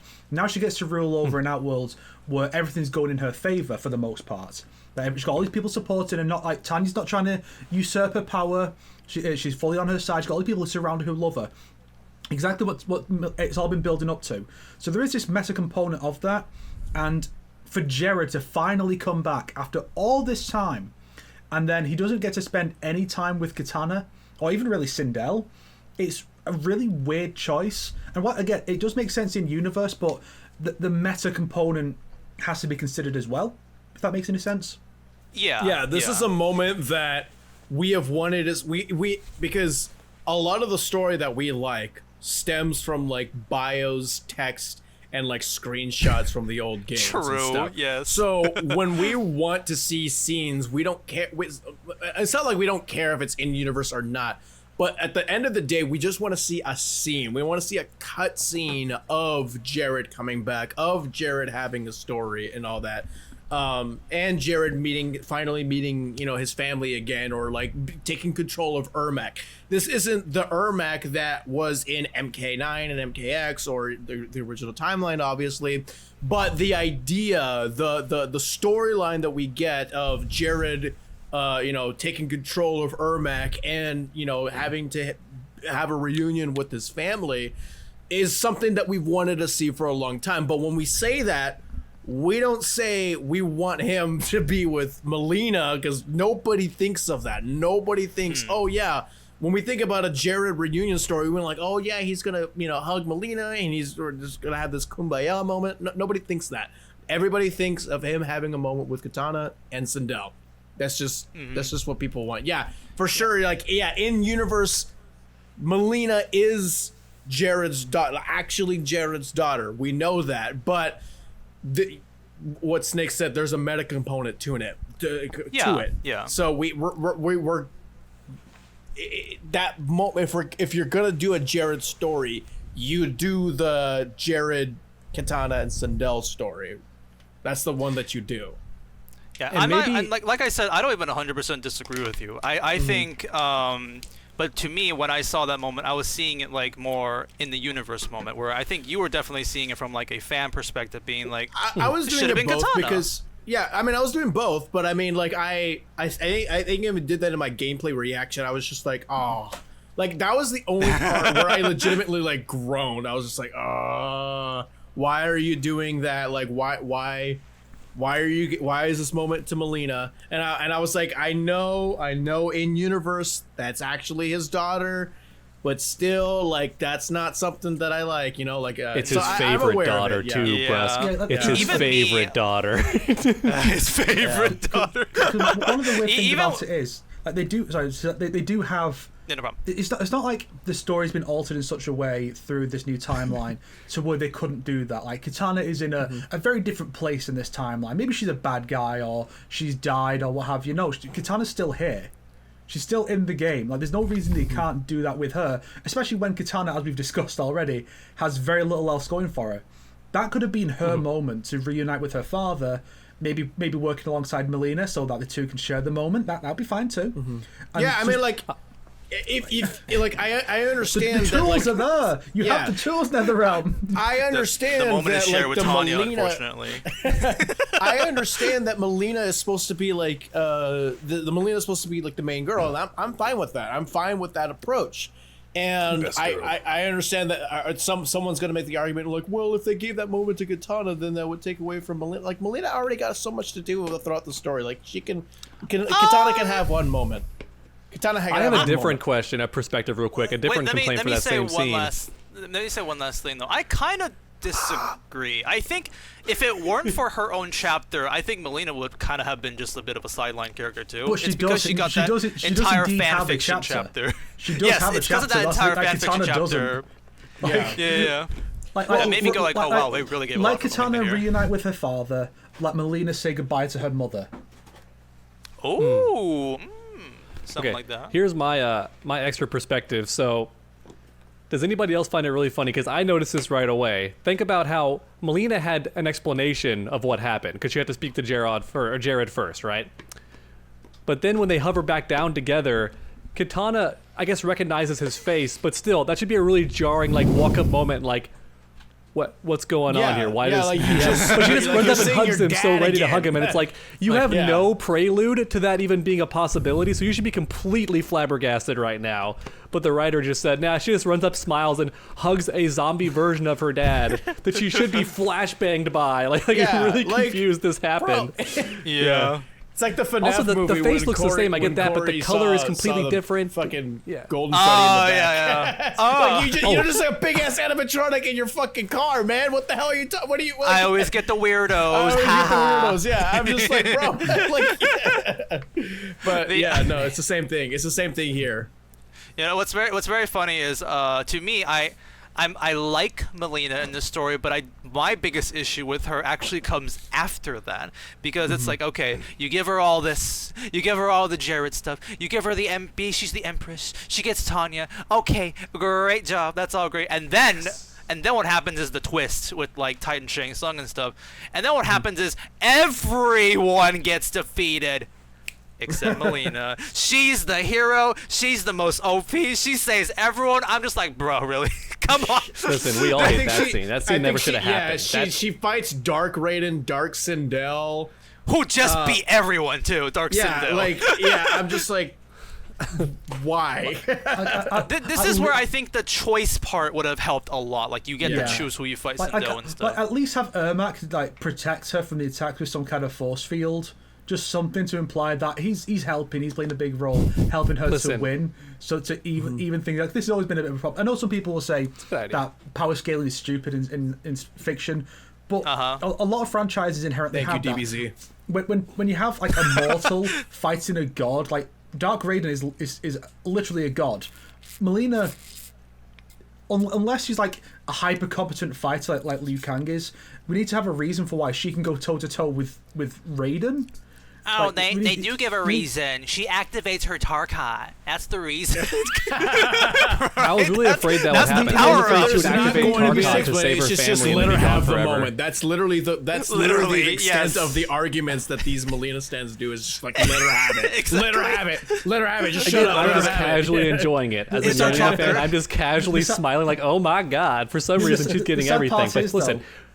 The sad part is that I just want to say Sonic is right though, because gameplay-wise, that unlocks all of her in like meter burn stuff. So you get her moves after that. It does actually in gameplay increase her power level.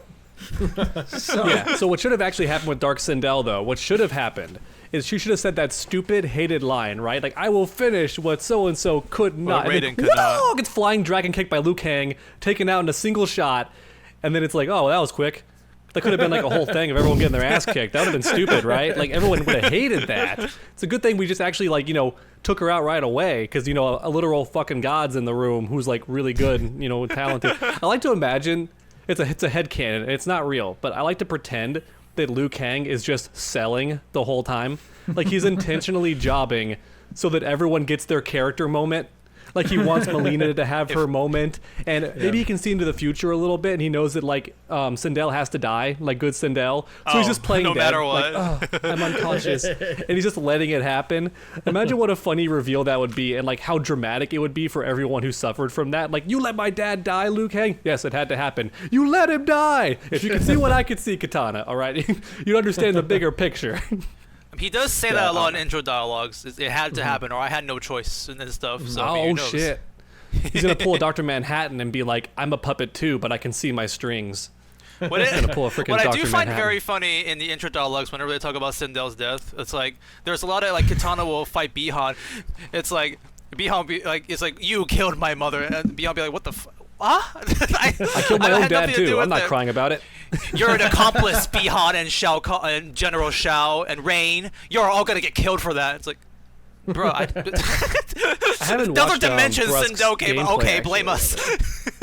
Brusk, what was your reaction to that stab wound actually killing Sindel? Because I was a bit flabbergasted. I was like, out of all the things characters survive, she gets barely stabbed in the stomach, and she's just. I was surprised. I was like, that kills? That's a lethal stab. I didn't think about like, oh, she dies from that. I just like, oh, she's dead. Like, of course she's gonna die.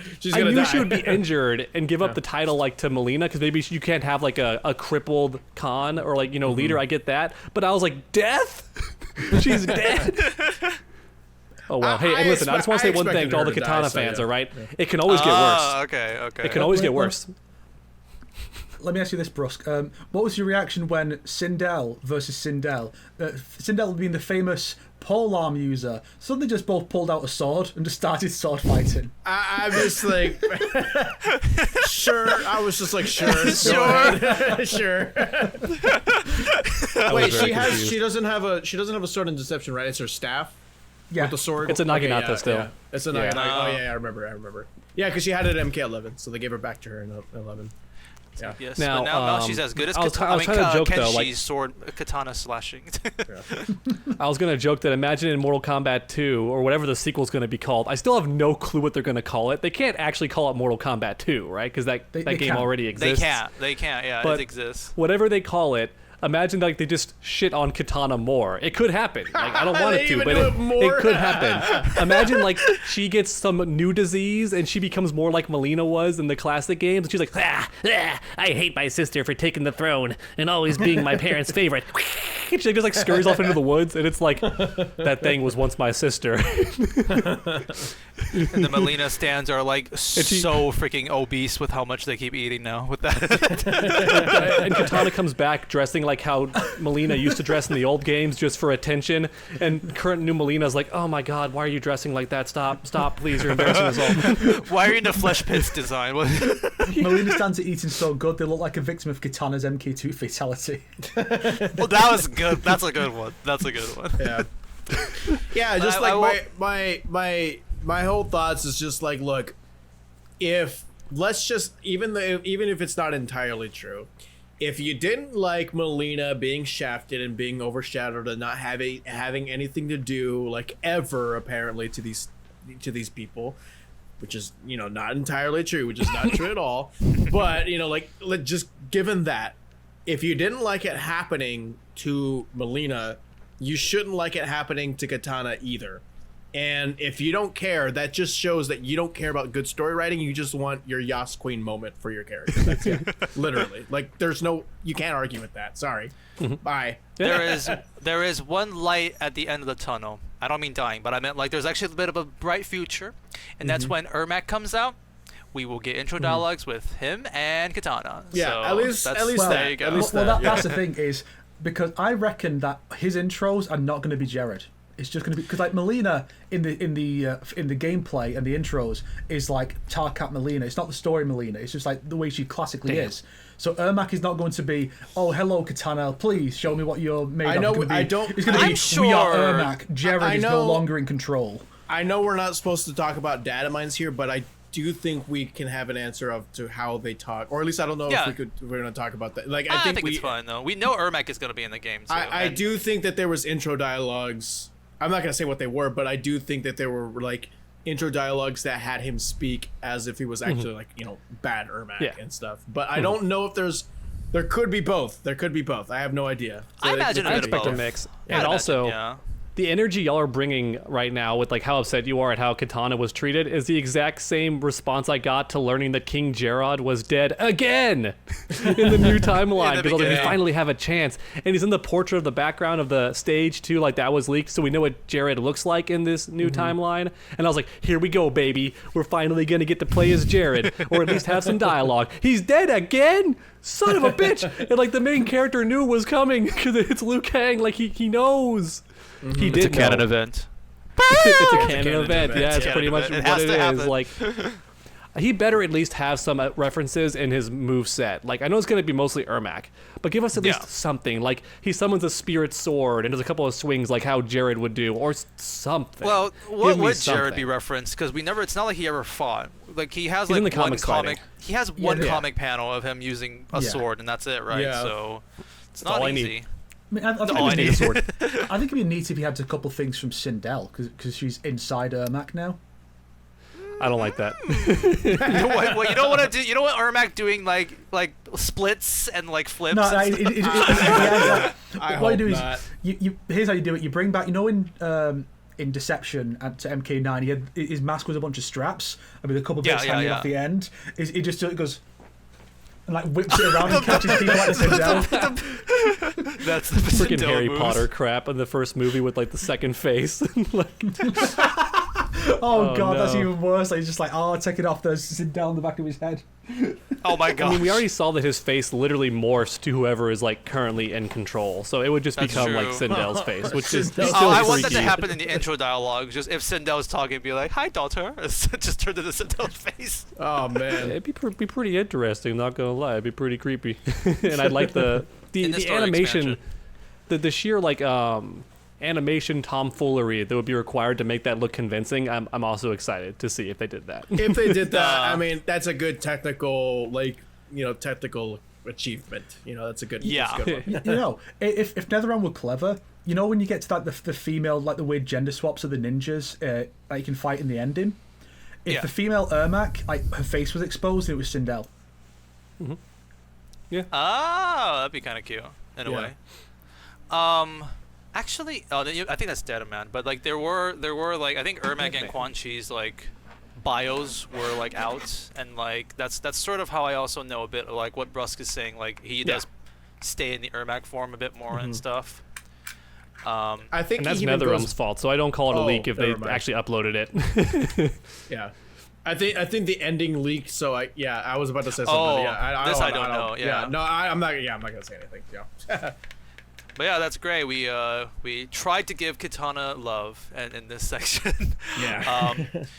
Next up, I think, despite the fact that we chatted a little bit about it, but we not really much. Onslaught has been out for a week, I think, and we here have a veteran pro player here who actually got exclusive WB, like gave them gameplay last year to be able to actually play Onslaught. They didn't give me access. I just I got know, it because I'm joking.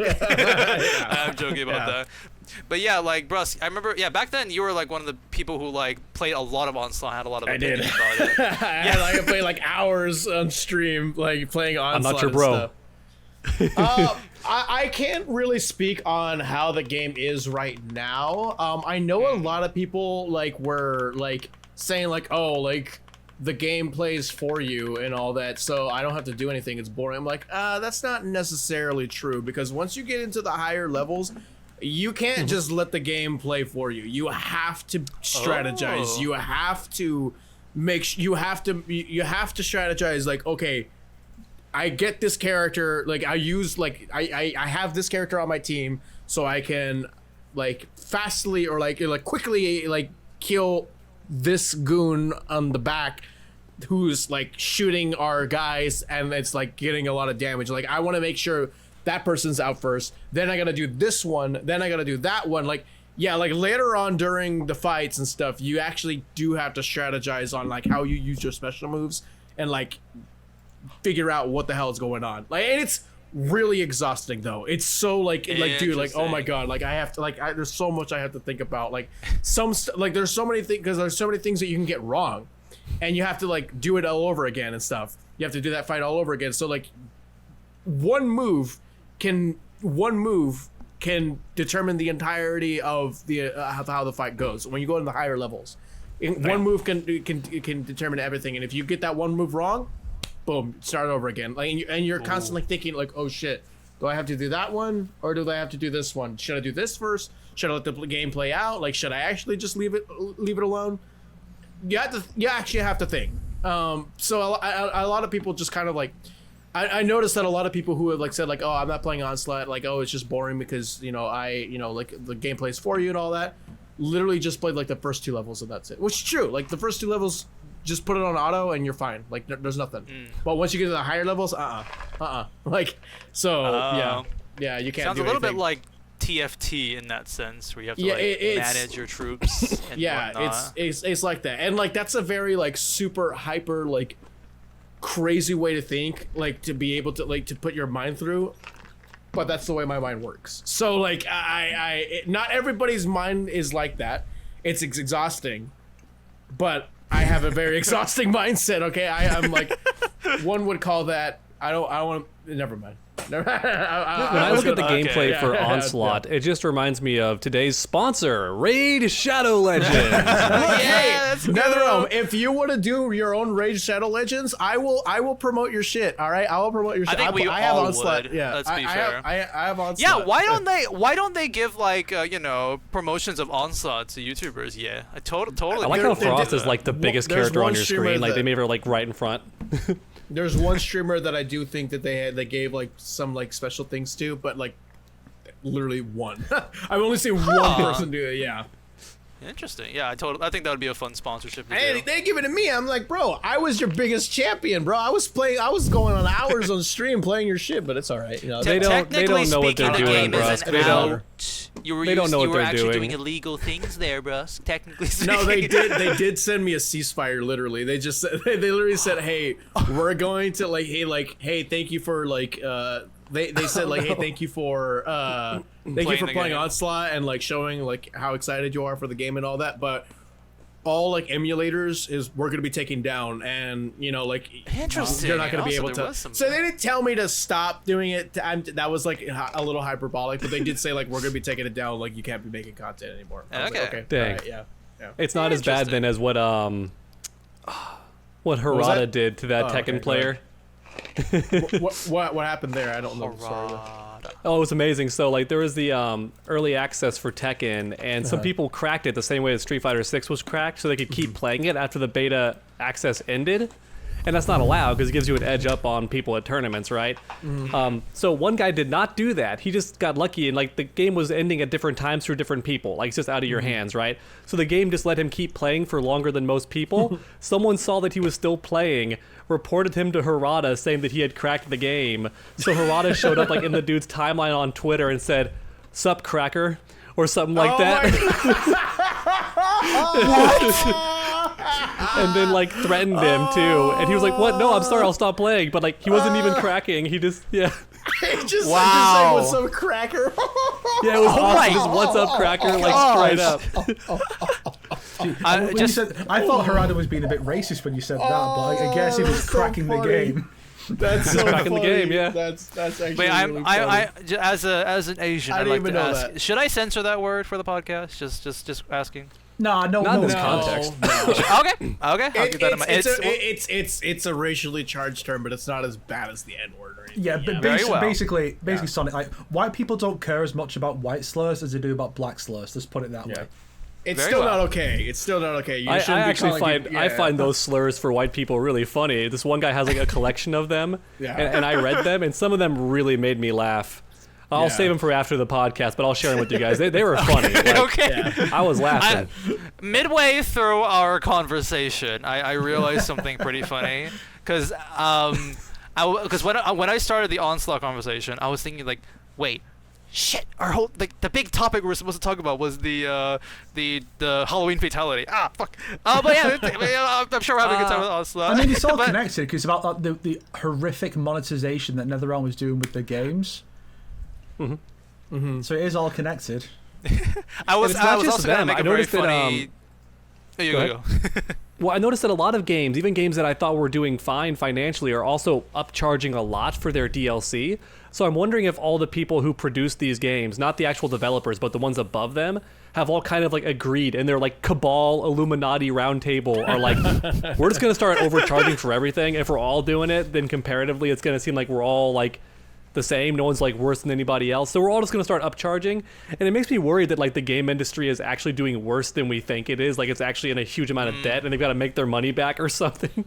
Well, like, we know why are they WB suddenly charging is. so much for everything? We know Oh, WWE yeah. specifically is. They've Yeah. been broke and they've been out of money since the merger and stuff. I think even before the merger. So that's probably man. analysis is not justification, but there is probably a lot there's probably a lot going on behind the scenes with WB, or I mean we already know that, but like there's a lot going on behind the scenes that gives the reason for why we have like a $12 fatality, so like It's we $10. Depending. Yeah, you know what I mean. But like I'm just teasing. Yeah. How much it costs over here. We had the Suicide Squad game get delayed, so that probably lost them a lot of money. They still have to catch up a lot on what they probably were hoping to make when that game was supposed to be coming out this year. Now Yeah. like the two premier games WB has right now is Mortal Kombat 1 and Hogwarts. Hogwarts came out a while ago. They can't do DLC for that game because it's just a single player kind of God of War type of game. You don't do DLC for those type of games. Mortal Kombat 1 is literally the only game they have where they can make extra money off of it. And that's it. Like they only have 2 premier games. They're supposed to have 3, probably even more. Because I don't even know that I don't even know of. Multiverses is one of them. Yeah, it's that's now right. being delayed. Yeah, Multiverse is Another being delayed. delayed until like mid next year and stuff. So like It was always in beta, so that's why. yeah, That's what it's yeah, and there was like a ultimate edition for a beta. Like it was just like fucking crazy, man. Well, WB, if you want really easy money, here's an idea for free, and it's actually Snake's idea, but I'm stealing it real quick. Just re-release the 3D era games with online. Yeah. Complete. I'll buy it. I'll buy it for Yeah. 30, 40 bucks. I don't care. You don't even have to upscale it. You can, but those games on emulator look really good, actually. Like I was enjoying how Deception looks on emulator. I was 60 like, oh, FPS this still game's and stuff. prettier than I thought it was. So Just like, any of these games, it's a weird thing. Fighting games very rarely will do re-release. But like, how many fans have been clamoring for like MK9 to come back? Yeah. yeah. Like, and the only issues with that would be like what Freddy and Kratos. I just cut Kratos, turn Freddy into Tommy Scissorfist, where he's just got like a Johnny model. There you go, problem solved. And that's it. You just release the game like that, and then people can buy it. What I play was it gonna online. what I was gonna say is that like if you wanted to make money off these skins and all that, just put the MK9 ones up. Like you're gonna I was about to say that you're, too. You're yeah. gonna make $1 million in a week if you put I the see MK9 Mileena skin on there. So many people being like Deception, Deadly Alliance skins. Come on now, these are like some of the peaks. Well, what's scary is that like we don't have skin packs that come with the combat pack. So all the skins that we're gonna be getting are going to be those $10 skins. Are going to be in the shop. That's why I'm saving up, baby. Haven't spent any of it. Yeah, That and Now, Invasions. thankfully, right? what was that? Invasions ones don't count. They're just like terrible recalls. Oh, yellow No, and no, Tatooine. Some of them Wow. are recolors. Yeah. Some boss, of them are the boss recolors. Yeah. I meant the Yes. boss skins, Well, And also, the hopefully, they'll be the in the boss skins aren't shrine. new.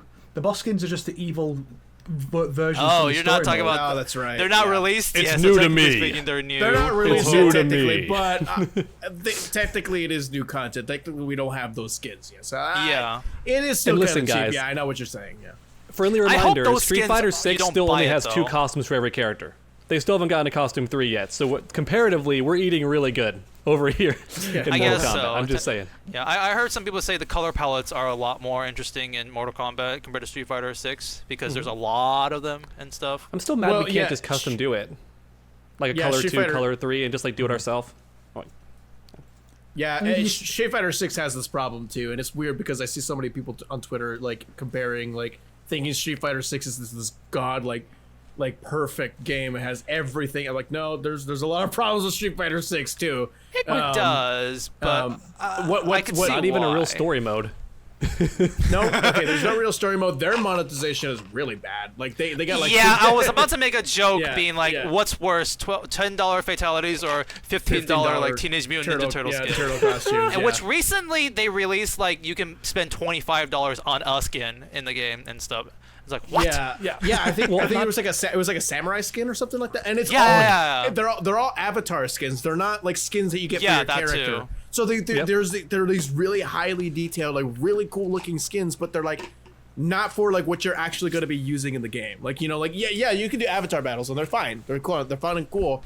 But like what everybody does. Everybody we want the pops juries. out their Ryu, puts out their juries and stuff. You know, you're not going to be using your avatar the most of the time. So Street Fighter 6 has got like a lot of things going wrong with them too. So yeah. Sure. And then on top of those terribly overpriced I like Street Fighter 6, by the way. skins. Street Fighter 6 is good. I like the game. Oh, it's very fun. It's very fun. Peak, yes. Yeah. But wait, I think a lot of people forget this. I didn't know because I wasn't playing in lobbies at the time or playing ranked in Street Fighter 6. I just played with the homies who were all like really high rank anyway. But apparently in the lobby when they were selling those Ninja Turtle skins, it just played the Ninja Turtle theme on loop in the lobby. Teenage Mutant. And it was driving some people actually crazy because like hearing the same song over on repeat just like can drive anyone mad.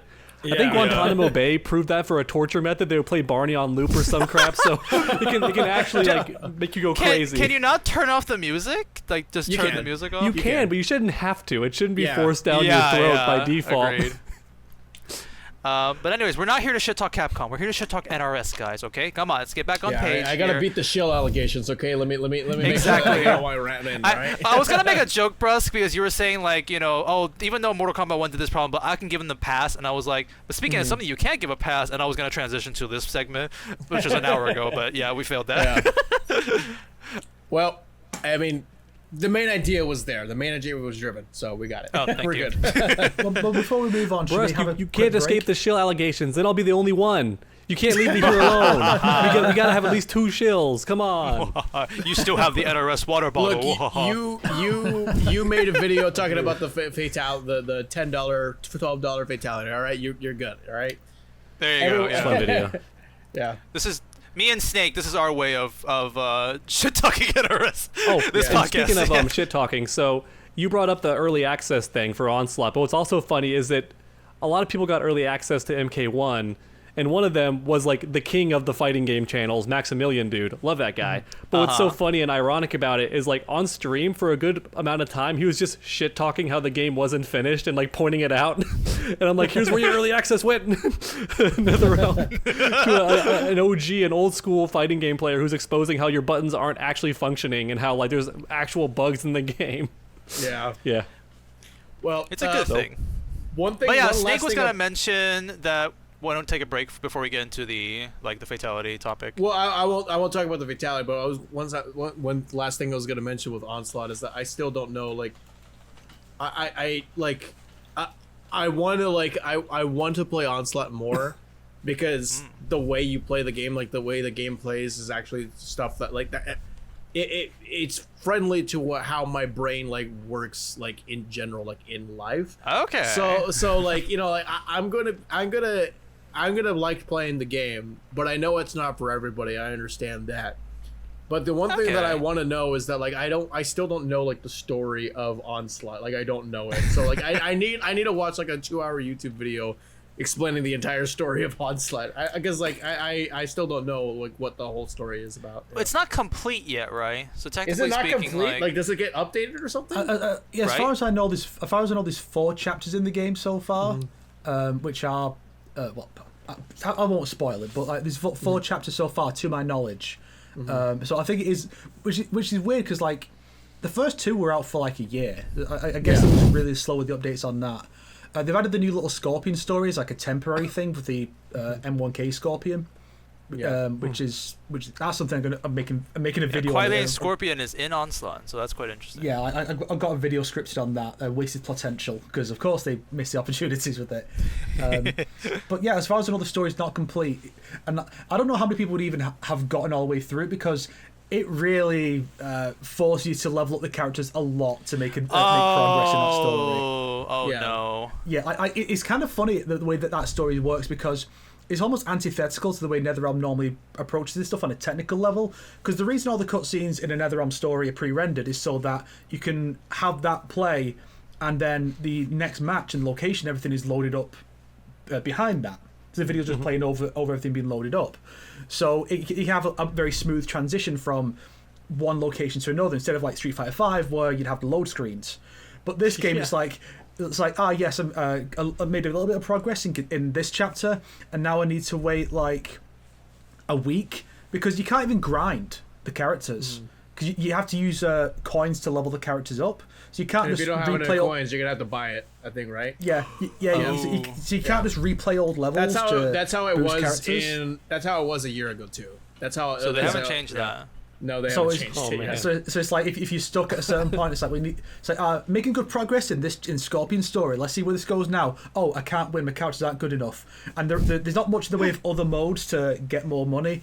There are some, but like so you have to try make do. If I remember, I think it was team battles, or it was like playing against somebody else's team or something like that. Yeah. Oh. But I think you need like crystals to be able to do that. So there's currency to even like initiate those battles. Oh, too. gosh. I think that's how it works. Yeah, it's something like that. It's really weird and dumb. I don't remember. I'm just basing up my knowledge off of like a year ago. A year ago. Yeah. I don't think much has actually changed since then. Yeah, I don't think so either. There is a phone game that I used to play called Sidorica, and in that game, it's like it has a main story mode, and it's actually pretty good, and I actually quite enjoy going through that and seeing the story and stuff like that.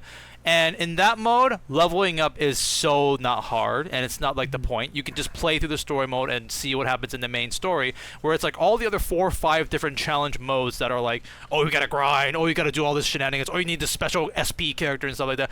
But the main story mode is so available that you can just like go through that if you wanted to, which unfortunately Onslaught is not that, because I was hoping it would be a situation where it's like, oh, story mode's easy, just you can just like through it, like, okay, great. It doesn't seem like that's the case then. I need somebody to data mine like every single like cutscene. I think you could probably do that. There's a YouTube compilation, right? Yeah, like I need somebody to data mine it like all when it's all said and done, because I want to know like the entire, because what I want to know is like, I want to know the entire story of Onslaught. So yeah, I want to wait till it's done too. Yeah. One of the really sad parts is that clearly the aesthetic of the game is MK11. Because that way they can use MK11 assets for the big animated cutscenes that are fully voiced and everything. The problem is there are very few of those. There's like 3 in Scorpion's chapter, one of which is the opening cutscene. There's like there's 4, yeah. And then for chapter 2, there's 1, which is not even anything substantial. It's just characters get freed from a prison cell. That's the scene. Then for chapter 3, it's a fight scene. Instead of being like, oh well, we'll have this fight be in gameplay, and then use that budget for the big reveal that comes up a bit later. It's like, now we'll just have a fight scene because that'll look cool, and people will go, oh yo, that's really good, I want to see that. So there's very little actually being done budget wise. So yeah, like the story like cutscene, like the meat of it is like the in game like. The in-game like interactions where you have to where you like skip the text and stuff like that, and like the characters are moving. Voices, very limited animation, and Johnny Cage has always got a fucking big shit-eating grin on his face, no matter what is being said. he looks very dim the way he just smiles at everything. It's crazy. Yeah. I mean, for me, like I guess the last thing I'll say about Onslaught before we take a break is that like for me, like I'm actually glad that we don't have a card game this time around. I actually kind of like how, I never really liked MK Mobile. I actually do kind of like the gameplay of Onslaught. Nice. That's sick. Yeah. Those are some old ass cards, man. Damn. From like 1993. Man, Reptile doll. Oh, that's adorable. I need to start collecting, but I have literally no room in my room. Yeah, anyways, this guy like used to collect the phone. I actually do like I'm one of the few people who actually do like the gameplay like style and like the RPG kind of like like strategy game and all that. I like that. That's something that I like, and like the reason why I have Onslaught on my phone. Number one, I recently got a new phone. This is the iPhone 14 Pro Max. I mean, I know the 15 came out.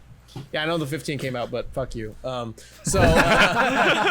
like I actually have a phone that can actually run these type of games now because forever I couldn't. And I travel a lot, so I travel a lot, and I need time to kill. So I mean, I could just press buttons on my phone, and I can do that on my plane too. So I'm fine. So I'm always on planes. I'm always in airports. I'm always on trains and stuff. So I can get behind something like this. So yeah. Very nice. I mean, I used to play Raid all the time, and then once I got bored of that, the other sponsor, I feel bad. I prefer this game more, but it's called like Bloodlines. Oh yeah, Bloodlines. That's a fun game too. Heroes of Lithis. Yeah. Yeah, but yeah, that's all I got. Yeah, that's all I got to say about Onslaught. It's really good to have Mortal Kombat games that don't require you to be good at fighting games. I think that's a healthy direction to go in. Yeah, that way everyone can play. I'm good with that. Yeah. Yeah, you got the movies. You've got like mobile games and stuff. Yeah. There's options. That's what I want more of. I want more Mortal Kombat media. I mean, we do have a lot more than we had 5 years ago. But yeah, indeed. This is the direction I like to see. Just Where's my Mortal Kombat RTS? Where's my Mortal Kombat anime? Where's my Mortal Kombat kart racer? Where's my Mortal Kombat Cartoon Network show? Ultra Girl. What was that game? Ultra Girls show. Yeah. Where's that? MK Ultra. I want my PG-13 Ultra Girls. Just the curiosity alone has me. I want to see whatever they made. Whatever tiny clips they have, I must see. Yeah. Okay, guys, let's take a break. I'm initiating this because I need to use the bathroom. See you guys later. I don't think Finally he's gone. I hate that guy. Yeesh. Now the real party starts, right? Now that he's gone. Yeah. Now we can do all the fun stuff that we always do when they're gone. When you played Onslaught, what characters did you main? What characters did I have on my team? Shit. I think I had. Fuck. What did I have? Let me go back to my live stream. Let me see. I don't even remember. What was the character that you first summoned? Like when you first got your summon, what was Noob, like the healer version. I got Aaron Black, and I was so hoping it would be Scarlet. That's right. She's in the game. Yeah. Okay. Let me see what. All right. I'm going back to my live stream to see what my team was. Okay. My team was. Okay. There it is. I had Scorpion, Jade, Johnny Cage, and Kung Lao. That was my team.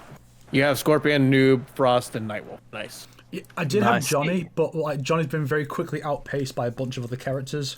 So I've swapped him out for. Yeah, at the time there wasn't a lot of unlocked characters. Like there wasn't a lot of characters.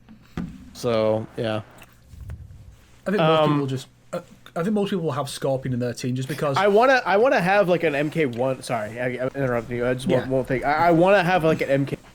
Like I want Raiden, Kung Lao. I want Raiden, Liu Kang, Johnny, and Sonya. Like the MK1 movie like team. I want that. Yeah. I mean, I got both Sonyas.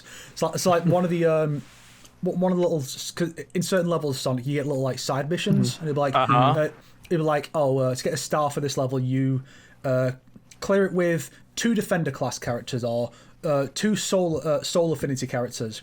But for one of the ones for the Scorpion one, it's 2 Special Forces characters. I've had Sonya for a while. It's given me like 3 of her. So she's decently strong, I guess. And then eventually, just like yesterday or the day before, I was like, okay, now I'll do a big set of 10 summons, and I got the other Sonya. So I've got they're my 2 Special Forces characters. But you have to be careful, because like I said on Twitter, for some reason the game doesn't acknowledge Frost as an Earth Realmer. Yeah, I saw that. She doesn't have a realm affinity in her tags. Weird. So a year later she doesn't have that. So it's like think about this for Odyssey, right? So the base Sonya is basically MK11 but in green. like the past version, and she's a support class, so she'll heal you. The other one is the Sarah Connor outfit in red with like a Dragon Ball Z Scouter eye, obviously used for shooting people. She's a melee fighter. Why does the character with the visor that has a crosshair on it? Why is she a melee fighter, not a ranged fighter? Well, there you go. I still How does think the Noob Lin Saibot Kuei being a girl healer play? is so funny. Yeah, why is Noob Saibot like the one of the first healers you can get, and why is he really good as a healer? He sent out Saibot. Saibot runs at the character and like basically hugs them pretty much to heal them. It's so strange. I don't understand. I love that he this gives game. out hugs. I was gonna say, like, how does the Lin Kuei girl play? Oh, there you go. I've not tried it because someone said don't do it. That's why they did say, like, someone said all the, yeah, just ignore all of the Smaller troops. yeah, because they're probably. I not love very Lady good. Kintaro too. That cracks me up. Yeah, there's some really There's fun a Lady designs there. Kintaro. Newer, Yeah, Oh my Yeah. god, I didn't see that. I mean, this character started the revolution. Okay, this needs to be a DLC character for a future Mortal Kombat game. Lin Kuei girl for the let win. her be Frost cameo like a costume. Come on now. Can't That'd be get any cool. Like, closer, or but Frost becomes a that's- fully playable character at some point. Make it a skin. Ooh. They can just mod it, Come on. right? Nowadays, it's like with how good the Yeah, modding is. this That is- is true. There she is, the female Tigra with daggers. Wow, Shokan Warrior. Very cute. that's so cool. One of the funny things is that some of the classes, like because of the way that the classes work, like here's the assassin class, which is high damage, but they're not as like as good for taking damage. Johnny Cage is an assassin. Johnny Cage is an assassin class. Glass cannon, I guess, is one way to play it. I think Liu Kang is an assassin too. It's such a funny way to put it. Assassin. Funny way to describe Liu Kang. Yes, very much. So. Yeah. This is completely off topic, but Snake's gonna love this picture. Somebody took Scarlet and made her, Nice. That's actually really cool. and it's definitely Scarlet because she's even doing blood manipulation. Yeah, yeah. Oh damn, we got Smoke shirtless. What rabbit hole have I stumbled down? Stop! Come back. We're on the We're on a PG-13 podcast. Come back. I'll save this picture for myself then for later. No, it's November. I can't Shirtless even Smoke? look at it in my me time. Dang it. Are you What's the guys ready? topic? Are you guys Russ ready is to getting bored. No, I'm just like we're still at our break, so like I was like, all right, well I'm gonna do my break things. Let's go. Let's talk about the Dragon Crystals. That is a cool card. That's just a screenshot from the game. Yeah, that's Literally how is, all of these are actually. done. Yeah. Are these custom? I prefer or is when it's official, art. actually? No, those are official.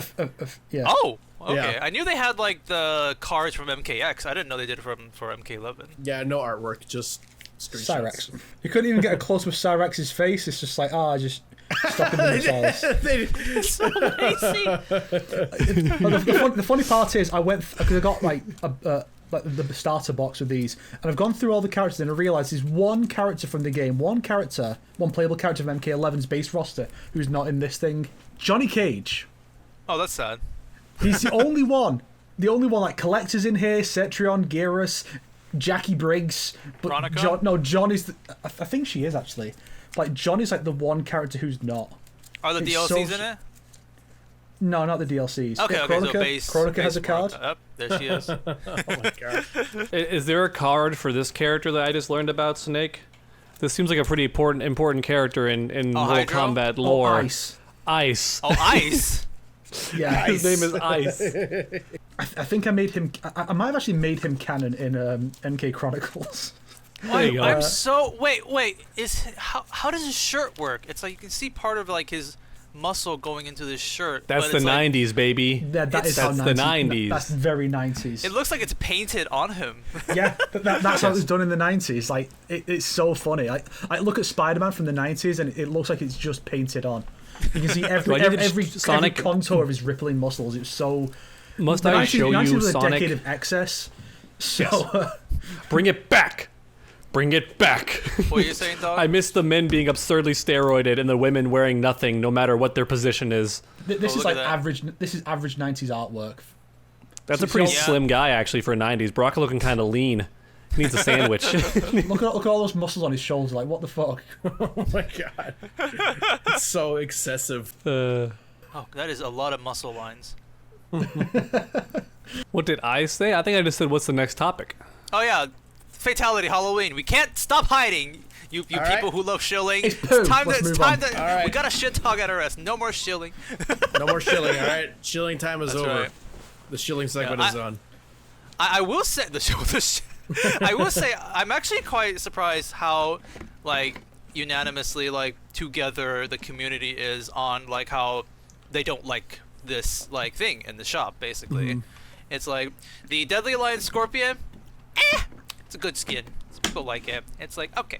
At the time it came out, everybody had Dragon Crystals to buy that. Like everybody had that. Like yeah. True. So like I think people were just like, well, I'm not actually spending money, so whatever. How much is the season pass for the fighter pass? Like combat pack? How Yeah. much is it? Yeah. $40, I think. Okay. So Yeah. that's for 6 characters and 5 cameos, and this is like a quarter of that for one fatality. Yeah, I know. It's The, It's way too much. And I feel bad saying that only because I love the idea of getting a fatality for each season. Like I love the idea of getting that's like cool. I'm not sure how they're gonna pull off a Christmas fatality. I guess friendship. something with a tree. They have to pull You just each shove other. the entire Christmas tree through them. It's like the friendship that the ninjas had in UMK3, where it's like a Jack in the Box, like a big skull or reptile head comes out. But it's different for every Oh. character. Is a Jack in the Although Box actually like kill him, Christmassy? though, Maybe a probably. Nutcracker. They won't do it, but I would like to see Krampus just show up randomly and just kill him. just grab this. Yeah, I would would be love to see that. cool. Yeah. Shove not him gonna in- do it. Shove him into a chimney. No, it's like the characters like lets off like a firework, it goes up, and it just like explodes. Then like Santa's sleigh comes down, crushes the opponent like a South Park bit. I would Wait, love it, it's yeah. right in front of our face, guys. It's right in front of our face. They're gonna use this guy for the Christmas fatality. Oh. This guy. Oh, well, what a callback. Yeah, there he is. That'd be awesome. Man. He just comes Yeah, in. that would be a Yeti. good callback, yeah. Yeti for cameo. Yeah. Just made the DLC comparison. I think that's actually a really like good way of looking at this because it's like $10 cutscene basically. It's like how worth it is that compared to like other things in the game and stuff. Like even the Deadly Alliance Scorpion, you have pallets and stuff that you can pick. On top You of don't that, understand, Sonic. Every character gets the fatality. So, like, you got to divide it among, like, 24 characters, 23 characters. I'm kidding. Oh my gosh, 20. I'm playing you extreme said 24, devil's that's right, advocate. 'cause we think It's it's weird 24. because I don't think I've seen anybody like try to justify this. Like I don't think I've seen No. I can't even think of like a good excuse. Like I can't even think about be a fun anything. video. Yeah. It'd be a great video topic. Defending the fatality. The only thing I said that was a positive, I said, like, if this money went towards a world tour or some Yeah. cool tournament event or whatever, yeah. then I would buy it because it supports like the community. Well, that's or if it the- made the future Ermac DLC situation. free, like how loot boxes used to, then I would have been on board for that too. But it's not going to do any of those things. No. And I don't Yeah. even do fatalities when I play. Yeah. I just don't.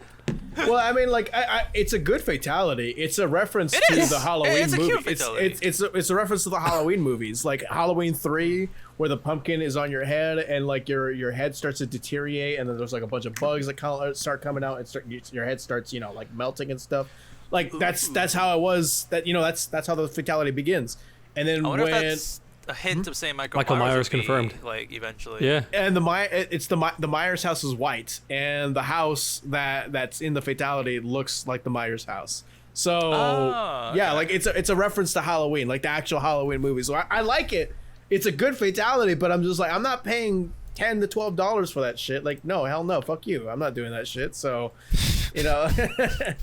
so like, I'm like, why when we had free fatalities or free finishers in the last game, and we actually had like classic fatalities added on as DLC for MKX as well. Not every character had it, but there was classic fatalities. Those were both free. Why are you having us pay for it again? Now, again, I think we were talking about this earlier. Analysis isn't justification, but I think I know why. It's probably because WB is broke and they're trying to, they're trying to get as much money as they possibly can from the lost money that they've been suffering for the past, I don't even know, since the merger and stuff. And then Suicide Squad game, they were supposed to make a lot of money off of that this year, planned to at least, didn't end up happening because it ended up getting delayed. Multiverse is getting delayed as well. this is the only WB game where they can make extra money off of it. Like, this is the only WB Premier game that they have out right now. So they're gonna have to when there were supposed to be multiple. You know, they can't make more money off of Hogwarts other than the base game sales. And they made a lot of money off of Hogwarts. I think it's like the highest selling game of 2023 so far. So, but I think but there's no DLC for that game. That's not a game you make DLC for. So I still want to buy it. I'm just gonna wait, I guess, but I still want to play it. There's just too many games to play right now. I want to play it too. Too many. I want to play it too. They could do. All they need to do is do some cross promotion, and so it's like, we have. Unfortunately, the Defense Against the Dark Arts teacher has passed away, so we need a new Defense Against the Dark Arts teacher. So we brought over this exchange teacher from China. His name is Shang Tsung. Hey! That'd be kind of fun. And also, I just love you mentioned cross promotion. I love how it's a real thing that when you turned on Mortal Kombat 11 for that brief period of time, it just had Hogwarts Legacy at the top. I just love that's not a Photoshop. That's real because they are both owned by the same company. So it's like that's so funny to me that that's real, combined with like the outrage on Twitter. I know some people who are like Mortal Kombat fans and who hate Harry Potter or hate the author. They turned on Mortal Kombat 11, saw that, and they were like, "No, But yeah, I think still it's like, even if they wanted to make money, there are still many other ways they could have like approached this. $10 fatalities was really not one of them. Like, I really think like they really could have done. If they're really that desperate, what they could do is say, okay, let's go through all the extra characters for the end of the story mode and just make them costumes. I want to play as Crocodile. Why not? I do. Play as Baraka Johnny. Hey, NetherRealm. Here's how you salvage this. You gotta hire that lady who was like went viral on Twitch for demeaning her own followers for not having $5. Oh, I remember. She was like, $5. You don't have $5, but you have time to watch my stream. Hire her to just say that similar rant, but about your DLC. $10. You got time to play video games without $10 to support your favorite game. $10 with Johnny Cage. Oh, Johnny's saying it.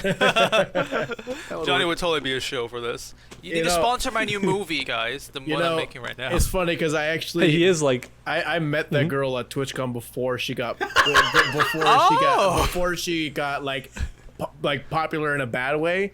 Man, we're gonna be going on a tangent, but it was a funny ass story. It was like she was crazy. She was crazy. Nothing really bad, but like she's just like wild person. Yeah.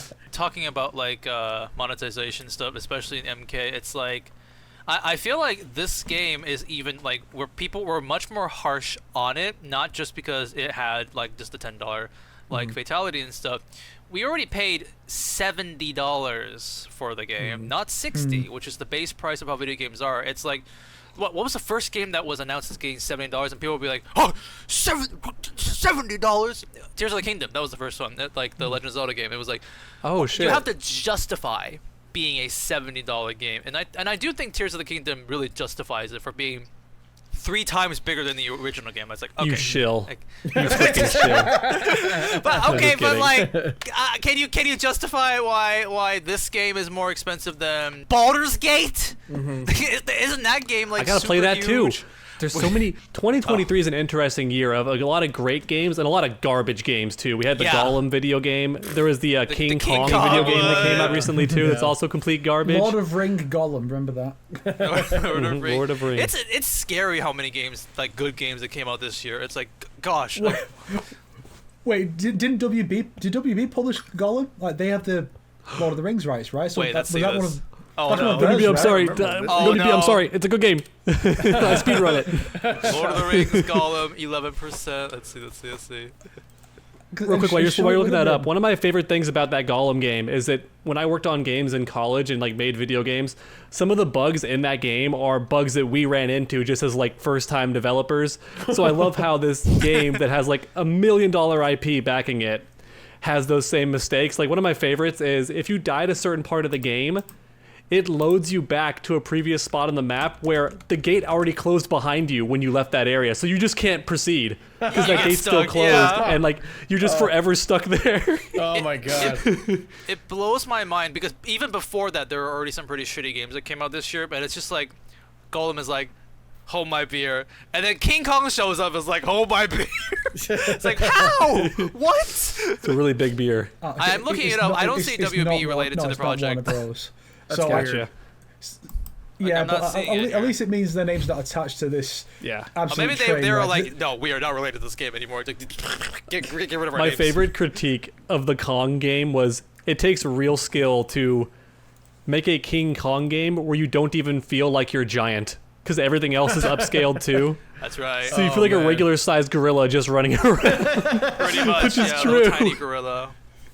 Well, yeah, it's just like, yeah, like, look, you're paying $70 for a game, and let's say you actually did pay for the real money for the Deadly Alliance Premium Scorpion. version? No, Okay, no. Let's say you just did the $70 version of the game, and let's say you actually did spend money on Dragon Crystals for Scorpion, and let's say Canopy Killer, Mileena, and the Fatality. You spent around $30 on the game already on just 2 skins and a Fatality.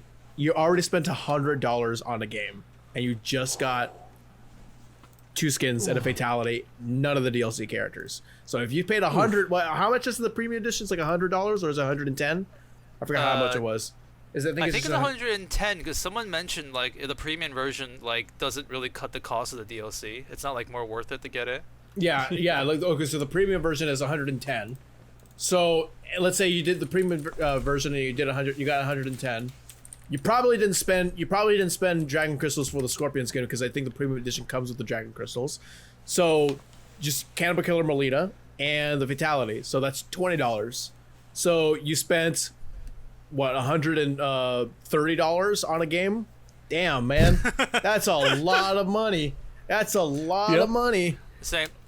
The same Overwatch or Fortnite. It's not like you like. It's not like it's free. It's like you already pay to get access for this game too. Yeah, the pricing on the shop in Overwatch 110. and the pricing on the shop in Overwatch and Fortnite is still kind of ridiculous, but like it's a free game, so whatever. Like, what did you expect? You know? But like this is a $70 It's game. morbidly Fortnite's not that hilarious. bad. The price. Never mind. I'm not saying anything else. The Fortnite Overwatch prices. The Fortnite prices aren't bad. Actually, yeah, the Fortnite prices aren't so? bad, but I don't think they're bad. No, I don't think so. I remember a skin Overwatch about ones- as much as the Scorpion one. Overwatch it's is $20 for horrible, a yeah. skin. Yeah. $20 for a skin in Yeah. Overwatch. Like holy shit. It's a free game though, so like, you know, whatever. Yeah. Whatever. It's still ridiculous. It's still ridiculous, but it's still that's yeah. So, I don't know if you all have this experience too. You probably do, but I still find it funny, and I'm a bit happy about this, even though games are expensive.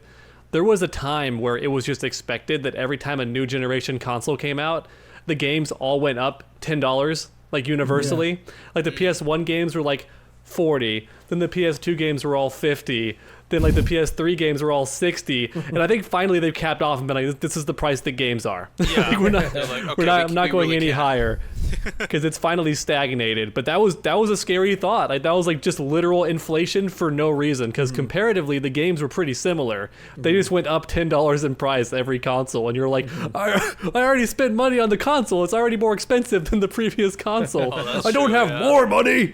I have less. I have less money. Expensive indeed.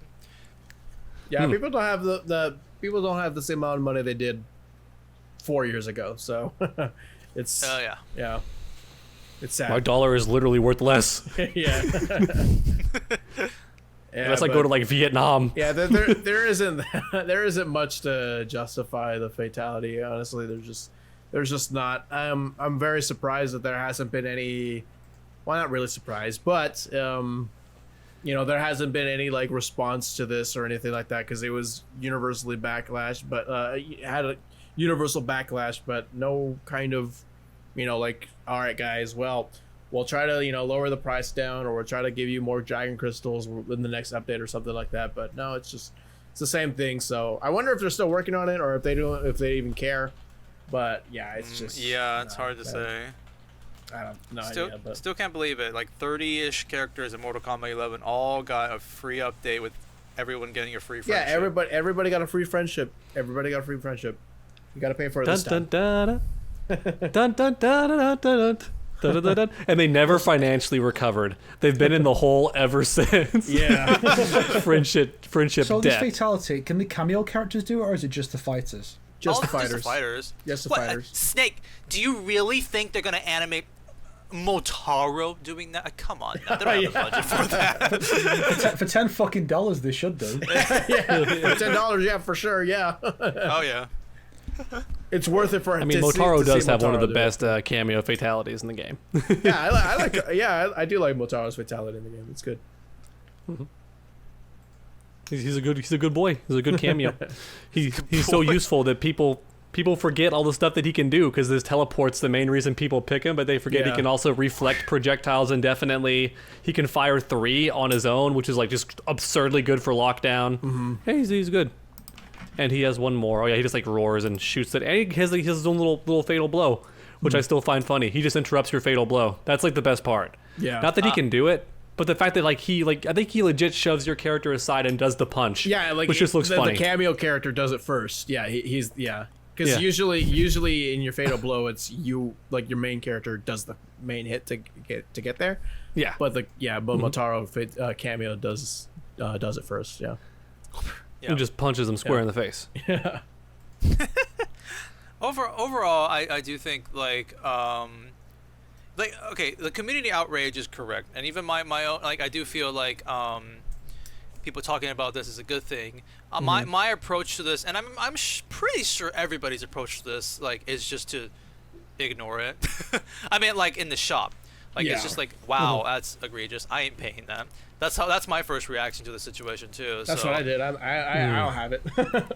Yeah, If somebody wants to cash gonna at me and see- give me the money so I can do it, all right? So somebody please. Donate. We're gonna see the money. 3 times.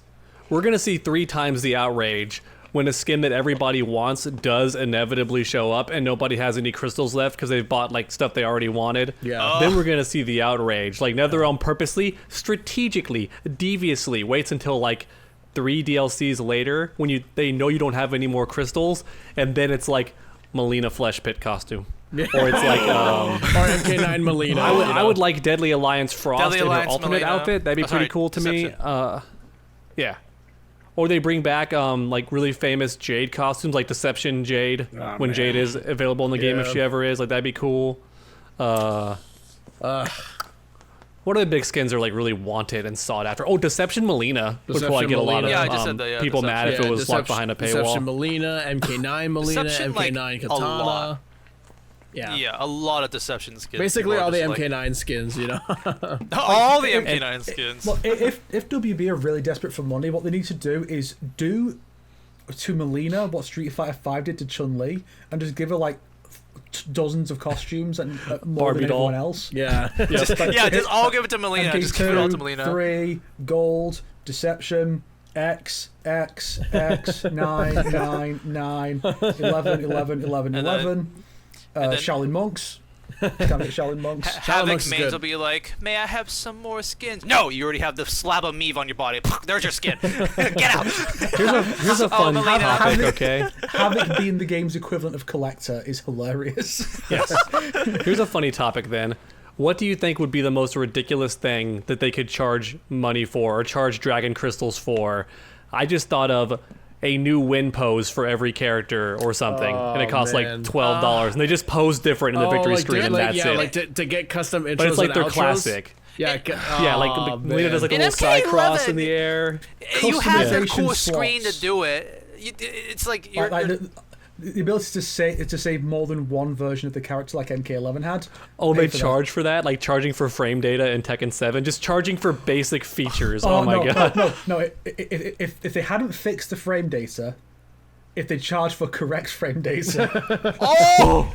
Do you want to know the actual You know what? numbers? I thought it was something very funny. You want to know My if it's thought- actually plus or minus? You gotta pay $10. They charge you to fix the pay- player pay 2 for the move disadvantage.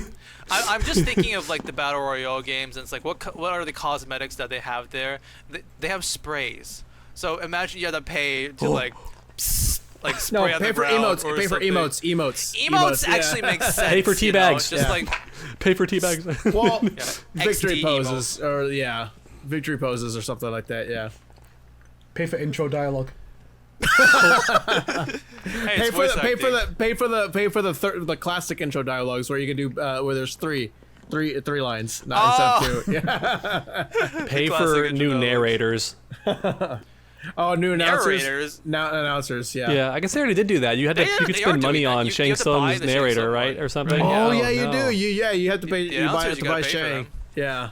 Why would you want anyone and- besides Johnny Cage? He's making jokes the whole time. Like he's the Sindel- best announcer the to Sindel have. one is good. I mean, no, sorry. Shang Tsung one is actually good because at least it's Of like course. because I wanted a character Tagawa voice announcer for MK11. I have no his idea voice why is they didn't great, do yeah. it. But this is the next best thing. So I equipped that one. Yeah. Well, Understandable. actually, I have Liu Kang on my PlayStation, and then I have Shang Tsung equipped on my Xbox. So whenever I play my Xbox, it's Shang Tsung one, and then MK, and then on my PlayStation, it's Liu Kang. I think overall, expensive microtransaction bad. NRS did a bad. We don't like it. How dare you? Yeah, basically That's all a in pretty good way to- agreement on it. Yeah, for sure. Yeah, of course. Yeah. Yeah. I think if one of us was not in agreement on it, like I think the entire community would like. just. I don't think there's I don't think there is one person, so I'm good. I'm glad. I'm happy about that. Yeah. Yes. We got to find the one person and bring them on the podcast Explain yourself. to justify. Start Explain flashing the striker flashlight on it. Explain Why'd you yourself. do it, huh? Explain yourself. Because they definitely the exist out council there jump scare. somewhere because everyone will agree. This is like such a random tangent, but it fits, I swear. So the whole, we're not going to talk about the actual topic. I'm just going to use it as a quick reference. So the Sniper Wolf drama that happened, everybody yeah. was against what she did. Like nobody defended her. You think, except there was one semi-big YouTuber that defended not the action, but just said that it was not that bad. And they brought him on like a podcast with Moist Critical and stuff. And like he was just being deflected the entire time, and I'm like, we can find him. If there was someone defending that, we can find one person who what was he saying? Like, it's like, what? It's like, I just come to your house and you're threatened. Like, okay, you could have a gun. I could have a gun. It's like, you serious? Like, wow. not knowing that wow, she I was an can't believe armed this guy robber. exists. yeah. Yeah. That girl be ghetto. That girl's ratchet. She will absolutely be strapped. Oh hell no. Yeah. I just had a funny idea. It's like, because when you mentioned the idea of using the flashlight, it made me think of, imagine if they did put a Five Nights at Freddy's character into MK, and the cameo that came with them was Vanessa from Security Breach, and her part of like the super move is just runs at you with the flashlight and just keeps flashing in your She's a face. skin Like, for striker. White woman jump scare. White woman jump scare. Yeah. Doesn't even hit you or anything. She just flashes light and you go, your health goes down, and then while you're blinded, the other character comes in and beats the shit out She of could you. be a skin for striker. She could be a skin for striker. Oh, there you go. Don't forget when she flashes on you. There's the jump scare sound effect. For some reason. I got a great idea for a fatality, but it would only exist in a world where not only would NetherRealm be super self-aware, but they would also take time on a meme. They could have a new fatality for Natara where it just cuts to her like in the studio reading the voice lines, and the opponent's just like forced to listen to her like read the voice lines, and they just go like break their own neck and like kill themselves. Bring back You Harukiris. Earthrealmers think yourself so superior. I can't take We it. finally Like, escaped kills the himself. shadows. The fact we feed on blood does not make us evil. That blade's enchanted. That blade's enchanted. Don't I scare you in the least? Oh yes, that one. She had a voice crack in the. Yes. It was intentional. it's It was an acting choice. It's not only once. Because recently for my own like MK lore studies, I went through every single intro dialogue. I compiled every mistake like line she did, and it's not only one. It's Oh, pretty man. bad. I think she love stutters in how, some of them too.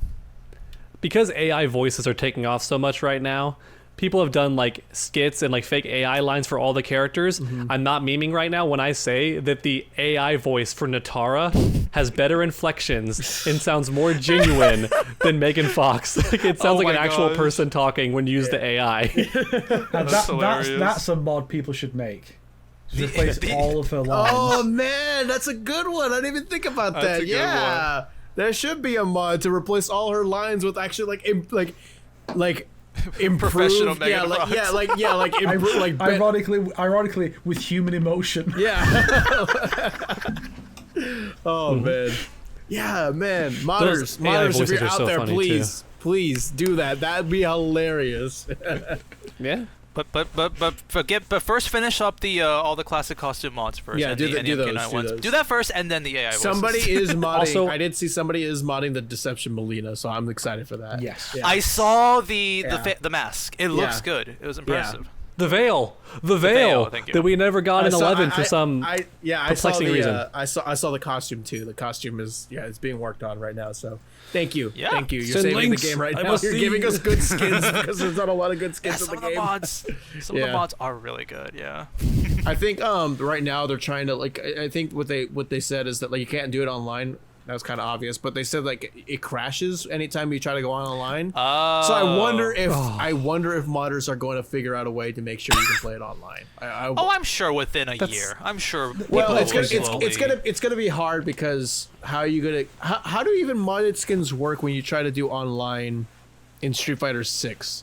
Because Street Fighter 6 has crossplay, and I'm just trying to figure out how do you get I assume it just replaces the model on your system. Only okay. you see it, right? I'm Okay, assuming. all right, okay. Only the So, person no. with the mod can see the mod. Yeah, it's got to be in your Okay, well then I'm okay with that. Yeah, the modders got to figure out a way. Please do it, because this is actually the first. That's why it was first so Mortal funny. Kombat game that actually has genuine mods. So like I'm Yeah. Yeah, I'm so I'm excited. excited. It's a great way to breathe life into the game forever. And Brusk, do you know about the Street Fighter controversy I know with the mod in the tournament? I know what you're talking about. Yeah, like, somebody used the nude Chun-Li mod. situation. Somebody used the nude mod. It was so fucking funny, and they had to cut away. They're like, oops. I think the funniest thing is how So then slowly the cut memes. away. Yeah, It's I know. like, they oh, let it- They're flabbergasted. they let it- Should They we let it cut play. away or should we just play now or something like that? It was on 20 seconds. They let it play for a long time. Like, dude. And then people start drawing like Tifa from Final Fantasy VII saying to Chun-Li like first time. I mean, they cut away faster from the Tifa than they did the Yeah, I know. That's true. They're like, wait. They wanted to get a good look just for a little bit. Yeah, but I genuinely So would funny. love to like Core pay values. money just to get some like specific skins into the game and stuff, since like people are starting to mod it, especially like because you know Freddy Fazbear, like Cyrax and stuff like that. Like imagine the that means there's a lot of potential just literally putting a Somebody model in for had the cameo there's a fighters. Ghostface mod for Smoke too. Oh Yeah, pretty somebody cool. modded Ghostface in there, but Nice. god damn, they have to lock it behind a goddamn Patreon subscription. So. But Oh, there's whatever. Patreon skins. Yeah, Wow. yeah, there's Patreon skins out there. So fuck. That sounds illegal. That sounds illegal to do that. Yeah, it kind of Well, does. as long as it's not in a tournament, no one's gonna care. It's like Yeah. that's the issue. Yeah. Well, whoever modded the classic Lee May costume from Deception, can you please give her the bandana? She's still missing the bandana. Yeah, that would be or nice. the skull cap, whatever you want to call somebody, it. She's somebody still did, missing it. Yeah, somebody did mod Deception Lee May, but they don't have the hair. But I think there are modders out there that are trying to work on hair now. So yeah. Oh, is this real? The problem is too, some of these are just photoshops. Like you can't tell if they're actually like, Yeah. in the game or someone just photoshopped a screenshot. You know. The cage match Ashra is Photoshop, but that looks really good too. The one Yeah, that the deception is the this Deception one Lee May real? the Deception Lee May is real. Yes. And That's that probably real. the MK9 Mileena is real too. Yes. Yeah, this is real because I remember people saying like the mask is a bit weird, but like other than that, that is the MK9. What about this one? Those are real too. Those are real too. Jesus Christ! Let's fucking go! There you go. This kind of so I used to make fun of the MK9 outfit, and I still do.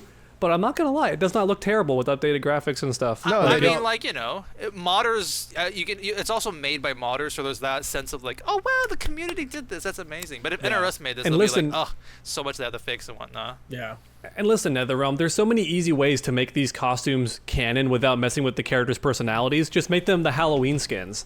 Because everyone dresses extra slutty on Halloween. Even I dress slutty on Halloween, okay? All right, so like... Got the skin-tight Spider-Man suit. You're really going to tell me that there was never a time when Sonya, while married to Johnny, dressed like that just for him for his birthday? You're really telling me that? Roleplay. Even night. Sonya can't escape the birthday loophole. She's like, okay, it's like, okay, you're turning 40. This is the one time I'll do this, just once, never again, never again, Johnny, just this once, and he's like. And Johnny Cage is like, babe, I'm 39. I'm 39. I'm never 40. And then like next time Johnny sees Raiden, he's like, praise be Lord Raiden. And Raiden's like, what the fuck are you talking about, Johnny Cage? So, for our final topic, we're going to bring back something that we were going to do 1 year ago, which is talk about the new Legends movies. Snowblind. Yeah. That's right. Let's talk about Snowblind. I just saw it the other day, and yeah. Let's talk Wow, about the new, perfect for our Christmas Legends special. film. Yeah. The latest Legends film, Snowblind. Yes. Very good for Christmas, lots of snow. BruskPoet. If you don't see the snow in the film, you're blind. I mean, there was snow in the. Okay, anyways, but BruskPoet, are you ready? Are you ready to defend the movie against the three of us again? Oh my god, am I doing this again? No, we're just kidding. Cause Okay, all right. I'm like, oh man, I'm not prepared, man. I'm like, caught you off guard. I should have prepared, man. I should have. You must defend the Chronicus. But anyways, since the 2021 movie where we all unanimously agree and hate, think that movie sucks, we all liked Snowblind when that came out. I like Snowblind too. I did like Snowblind. Yeah. I think Dog really liked it. He gave it like a 9 out of 10. Like he really liked it. I like it all as long as you don't intentionally fuck up. I still pretend Battle of the Realms doesn't exist, but I like Snowblind. Yeah, I thought it was really good. Yeah. Even after it's been a year, I still think it does a lot of like unique things that like you just never expect to see in the MK franchise and stuff. It feels very new in that aspect, but it also is like I think the thing that still impresses me about Snowblind is how it can start off pretty slow. It can start off pretty like building up, and then like the third act actually like makes the movie, like actually makes you appreciate the first like 2 acts and stuff like that. Yeah, no, I got nothing really. I mean, the only thing that I didn't like about Snowblind was like the whole hourglass shit. But like, I liked how that was it was thrown away as fast as it was introduced. I'm curious. Do you not like the hourglass part or the part where they destroy, or like just from that part? Well, I don't like the fact that they destroyed it because I'm like, okay, well. Like, why aren't you using the hourglass to fix your world? Yeah. Like why did you not fix your world? You left it in the same state it's at. So that was stupid. But I don't like the hourglass stuff. I don't like the time travel thing. I don't like the MK11 kind of thing. So the fact that was thrown away, like in general, I like. You know, like I like how it was introduced, and then it was like thrown away almost as fast as it was introduced. So I was like, okay, well, you like the movie doesn't focus on the hourglass. It doesn't focus on the MK11 Chronica bullshit stuff. So like, yes, I'm okay with that. So yeah.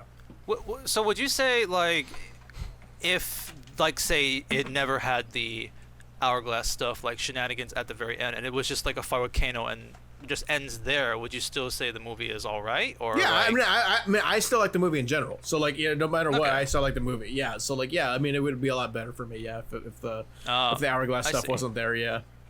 To me, actually, I think the hourglass stuff. At first, I was thinking like, I hate Chronica, I hate MK11 stuff. I really didn't want that too, but to me, that really like kind of made like a giant eureka moment for me, and be like, oh my gosh, every issue I would have in the first like 50 minutes of the movie just be like, Kano waited it that way.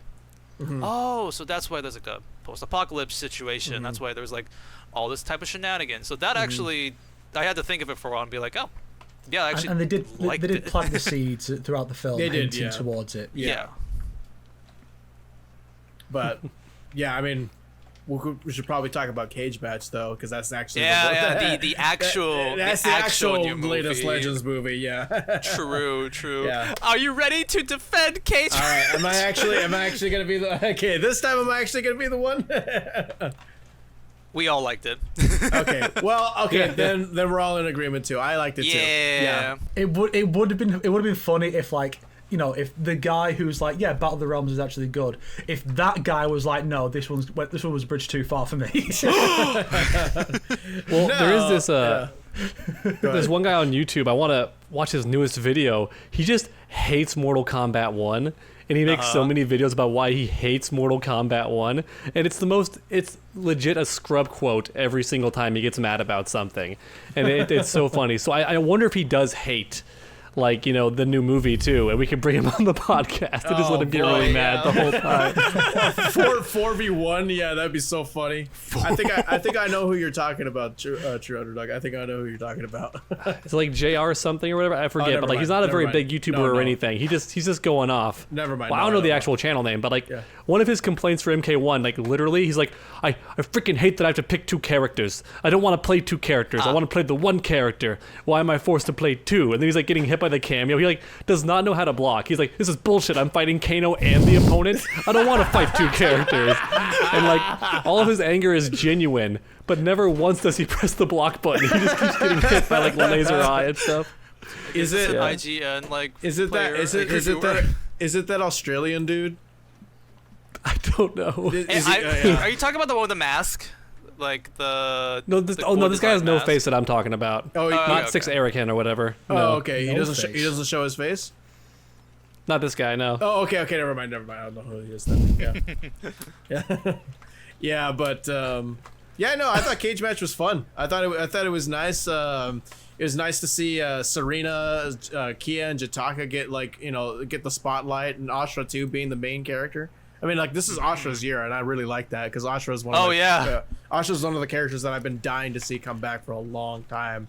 So the fact that she's getting this much love and stuff, and I kind of just like that. I kind of like how like these Legends movies, at least the last two, have been giving a lot of exposure to the 3D era and stuff. And that's true. Yeah, yes. So I'm really happy about that, and it's fun to see like you can literally get like two different versions of Astra in the same year. It's like, oh, you want more demon form Astra, MK1. You want more classic design Astra, then Cage Match. So it's and then in Cage Match she has like her deception moves too. Like she has the hat. Yeah, her hat and her moves too. She doesn't have any of her. Yeah, she doesn't have any of her moves in MK1, which is okay because like her moves are kind of boring. But like in a movie, that's fine. Like I don't care. Like that's cool. Yeah. So. Now that you mention it, I am kind of sad she doesn't spin. I'm like, that's Kung Lao's move. Leave it to Kung Lao. Yeah, that's actually spinning with the hat is what makes it like more of an effect and stuff like that. Probably. It was a good reference in the film, though. I did get really hyped. Y'all can attest to it. I was like, oh, the move. She did the thing. Yeah. She spun. Right. And did you notice, Brusk, how weird it was how the Chris just kept changing size in every single shot? Like it was either a dagger or a sword. Yeah, I was just like, wasn't it just a dagger that's just a minute ago? Yeah, it's like a ceremonial dagger, and then suddenly it's like this full-on sword. I think that's the budget talking. I think that's the budget talking. Yeah.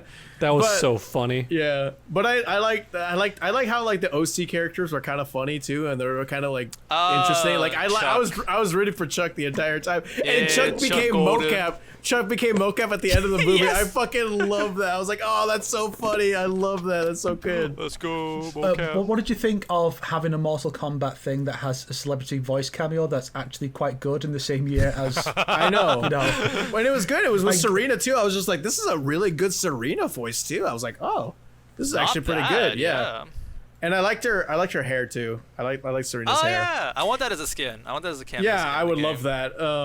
I think it was nice to see like one story, just at least one story where Serena was actually evil, like during the time where she was like actually like a demon and stuff, like where she's actually like full on like, you know, demon bad villain guy mode. And stuff, you know, because we know that's not actually who Serena really is at the end of the day, but like it's good to see like at least one story where she is, because like that thing that's fine if you're gonna do because we have Serena like as this good guy character like pretty much throughout the entire series.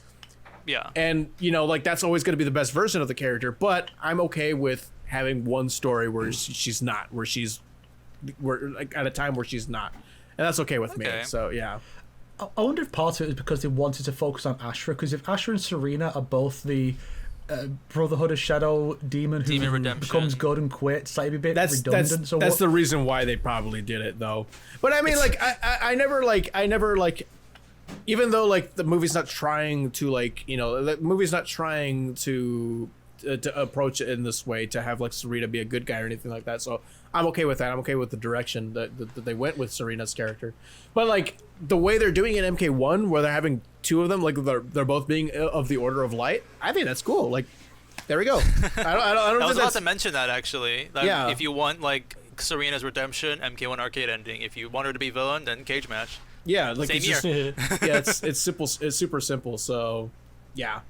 But I'm just happy that we actually got like a good like another movie with 3D era representation and, you know, 3D era spotlight and stuff. I mean, like fucking Kia fucking Kia is on the cover of a fucking Mortal Kombat product. Like that's fucking insane. Out of everyone, that's insane. Kia. So is and Ashra too. Like it just like that's wild. But I like it. I live for that kind of stuff. So yeah. I think the most important thing about the movie is like, like even if the plot is good, even all that kind of stuff is great, the most important thing is the humor, because this is a comedy. And like a lot of the negatives I do see, or at least the breaking point for many people, is literally just like, oh, I like this movie, I thought it was funny, or I didn't like this movie, I thought it was boring.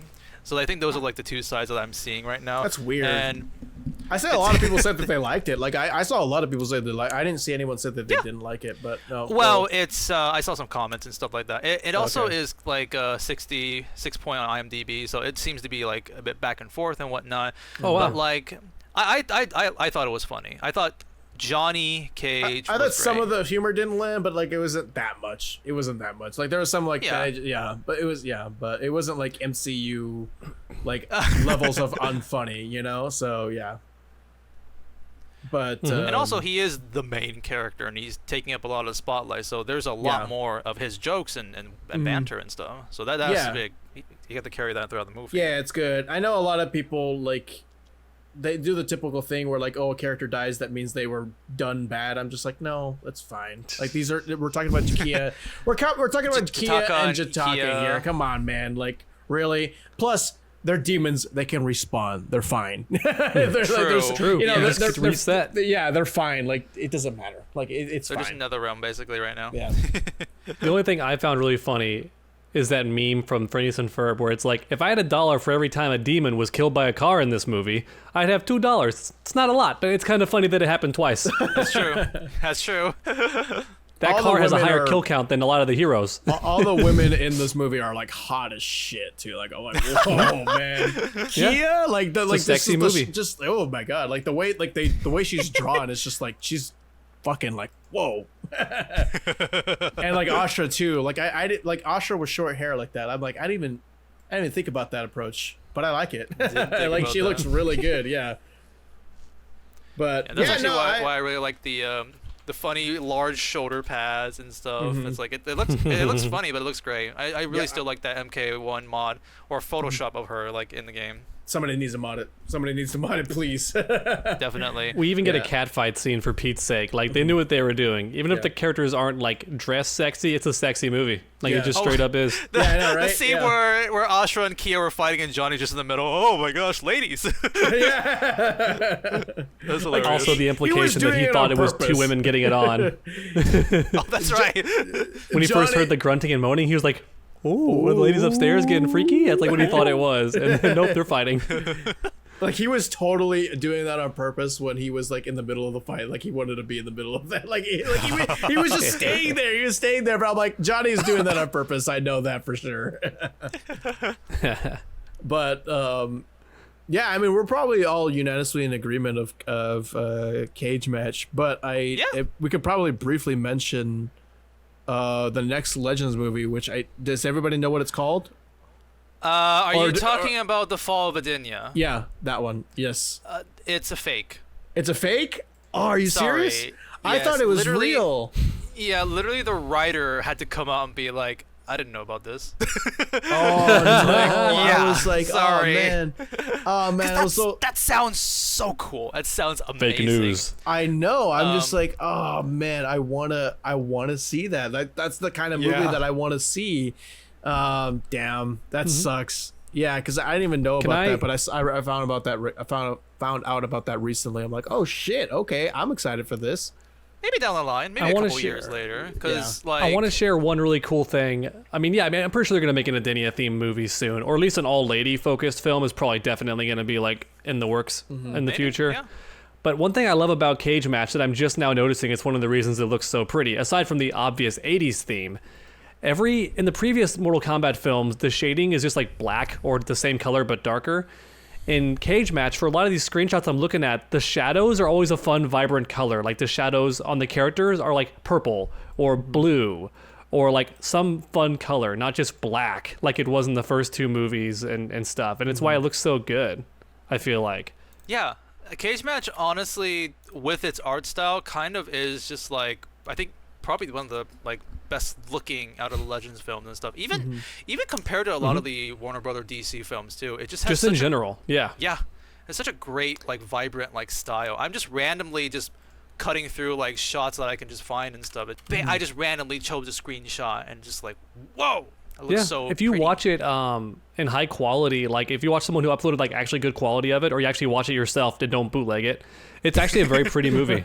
Like it's actually quite pretty. Yeah, Snake's got the Blu-ray. I still so you need. can totally see that. I need the Blu-ray, and I'll probably get the. Is there a 4K version of it? Like Yes. a steelbook. Is there a steelbook version of it? I believe so. I looked on Amazon when I was Okay, buying yeah, it, because I so have a yeah. steelbook of every single Legends movie, so I should probably get that. Yeah. Yeah, I love the art style in this movie. I think that's one Yeah, of it's the good. things that really carries it. Yeah, It's really good. I and like the the fun way. 80s Also, music. Yeah, a lot of 80s Yeah, music. too. I did like the. See, one of my favorite films is Karate Kid, like of all time. It's like in my top three. Probably top Oh, three. there's some homages to Yeah, that. and there's a lot of homages to the Karate Kid. I'm just like, Karate Kid in my Mortal Kombat.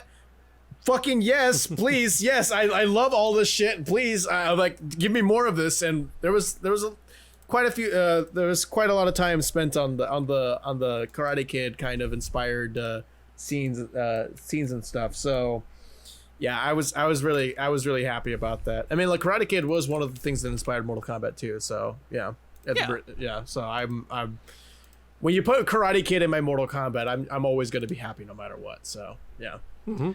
Yeah, Yeah. I'm looking it up. Yeah, you can find the Cage Match songs like on YouTube already. I'm a Survivor and stuff, which actually isn't an original like movie song. It actually was already made. Yeah. Well, yeah.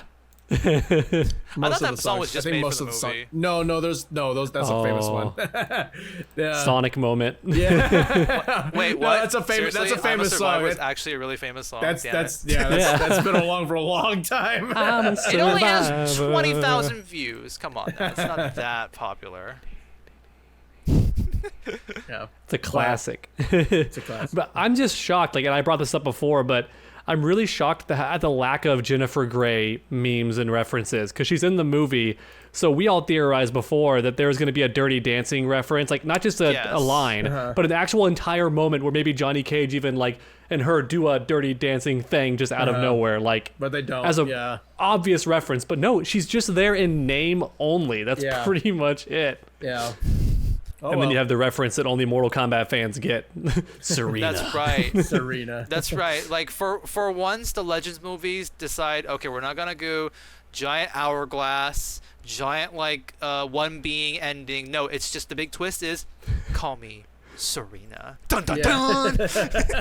Yeah, like it's like the third act isn't like it doesn't do anything super ridiculously over the top like the last Legends. More like toned down. Much a more bit. toned down, much more like focused on like a Mortal Kombat story. And I'm like, okay, Yeah. good, I'll take it. I think the only thing that I didn't like about the final act is that like I'm pretty sure Raiden should have been a part of that fight. Like Raiden should have That's been out right. there. He's like, in the yeah. movie. You kind of forget about that. Raiden's only in the movie for the trailer, and that's it. Yeah, like literally he's just it, for yeah. trailer tease. Yeah. And he looks good too, with the white costume approach. classic. The classic MK1 look. It's Very simple. Yeah, I liked it, but oh well. He's also there, I guess, to let you know for sure that Ashra is good, which I I mean, that kind of makes the film lesser. I would have loved it to always be a bit vague until the very end when you know for sure that she's not betrayed anybody, you know? It could have been cool to think, like, you know, like how Han Solo shot first, so you're never quite sure, you know? It would have been kind of cool if Ashra was always like, not sure if I can trust her, though if you're a fan, you know that you can, because it's Ashra. But, yeah. True. Well, I also found it kind of weird that when Serena transformed into, like, an uber demon, that she just stopped being a lady. Yeah, The boobs went away completely. I was like, interesting. I think the werewolf meta is to like the boobs get so strong that they just don't exist or something. I mean that's what happens if you They're on work the inside. if you're a girl and you work on your chest a lot, you're gonna lose boobs. So yeah, yeah. It's true. I still want that as a skin for Demon Serena in K1 though. Damn, I just found I some would really like cool to have art. turn to that. I would love to have her Legends costume in the Yeah, game. just the base costume. Yeah, Exactly. like the hair and stuff. I would love that. Mm-hmm. Yeah. That's pretty much it. Yeah. Yeah. Too much. I think It wouldn't I be think Combat the- Kings without an awkward pause. True. I think a bit of a in my opinion at least my perspective of seeing this a bit more sad news is I actually do really like the approach the Legends movies are going, which is just like, okay, we gave you 2 more lore accurate movies, now we're just gonna do our own fucking thing. We're just gonna tell our own stories, do whatever we want, and just put Mortal Kombat in the property and just try to make a fun movie. And you know, I like that approach. yeah. I find these movies to be actually really fun now and stuff. But the thing is, thank you, Mortal Kombat 1, because for as much as people narc on that, like, crazy, clearly Avengers-inspired, like, MCU, multiverse ending, whatever, that now means that people are more likely to swallow these Elseworld stories, these what-if scenarios, because they've now been, like, conditioned, like, oh, well, it's just a different timeline. Yeah. it's very just a what's different really reality. funny is I got a lot of people coming to my video about Snowblind being, because in the interviews it's like the directors are talking like, oh, Mortal Kombat, like the idea of Snowblind is like, let's take an arcade mending and do a movie out of that. It's like Mortal Kombat has always been a multiverse. We can always tell stories like wherever and stuff, and like who and whatnot. And it's like, oh, that's a really cute way of looking at Mortal Kombat there. It's very nice. 1 year later, oh shit, it's actually what happens in Mortal Kombat 1. Oh, wow. Yeah. So people keep commenting me like, how did you predict this? How does it? Oh, okay. Yeah, the people who made Snowblind apparently predicted that or knew it or something. Yeah, so it's kind of fun there. Snake, you have the DVD, right, of Cage Match? He does. The Blu-ray. Oh, the yeah. Blu-ray, yeah, but same thing. But is there a director's commentary on that? There has to be. I think there is. What's even more fun is there's going to be special features. There's going to be director's commentary, and Cool. there is a There Ninja is? Mime Oh, okay. trailer on it. Yeah, I did hear about Yeah. that, the Ninja Mime trailer, yeah. Well, the weird thing about the Ninja Man trailer is I like, ripped all the stuff from the Blu-ray onto my computer to use as footage. Nice. And, like, the Ninja Man trailer wasn't on there. Oh, That's weird. well, did you watch it though? Like, It's or is it- DLC. No, I mean, that didn't come down with everything else, so either it's not on the thing, or for some reason it's just magically immune to the movie ripping. being taken off. Like the movie got taken down, put on it. So did the What Would Johnny Cage Do behind the scenes thing. That was all there. For some reason, the Ninja Man trailer was not. That's I weird. was so confused by that. Well, I'm sure you can find it. Actually, I'm curious if it's on the internet. That's why I just gotta watch Blu-ray to actually get it. I'm also confused too, Snake, because I went on Rotten Tomatoes to see what the review is. There's only 3 reviews for Cage Match on Rotten Tomatoes. Yeah. So either Yeah. Rotten Tomatoes has seen better days, or this is just not a very popular movie, which is Well, fair. the thing but- is, the Legends movies don't have like straight to don't have- DVD type movies don't have a lot of reviewers. Yeah, Like, they don't have a lot they of gotta at reviews, least yeah. be somewhat profitable though, or they wouldn't keep making them. They've think gotta that- be That's the- getting a return. You see, that's the thing that I wanted to mention, which is kind of the sad news, because, well, the reason why we have Snowblind and Cage Match is because Scorpion's Revenge and Battle of Realms, like, financially was a success. Like, they got the money to be able to keep making films and stuff. And, well, I'm not necessarily saying YouTube views counts as something, but looking at Snowblind and, like, Cage Match, like, the trailers, and even reviews that I've made myself, like, the views aren't that pretty.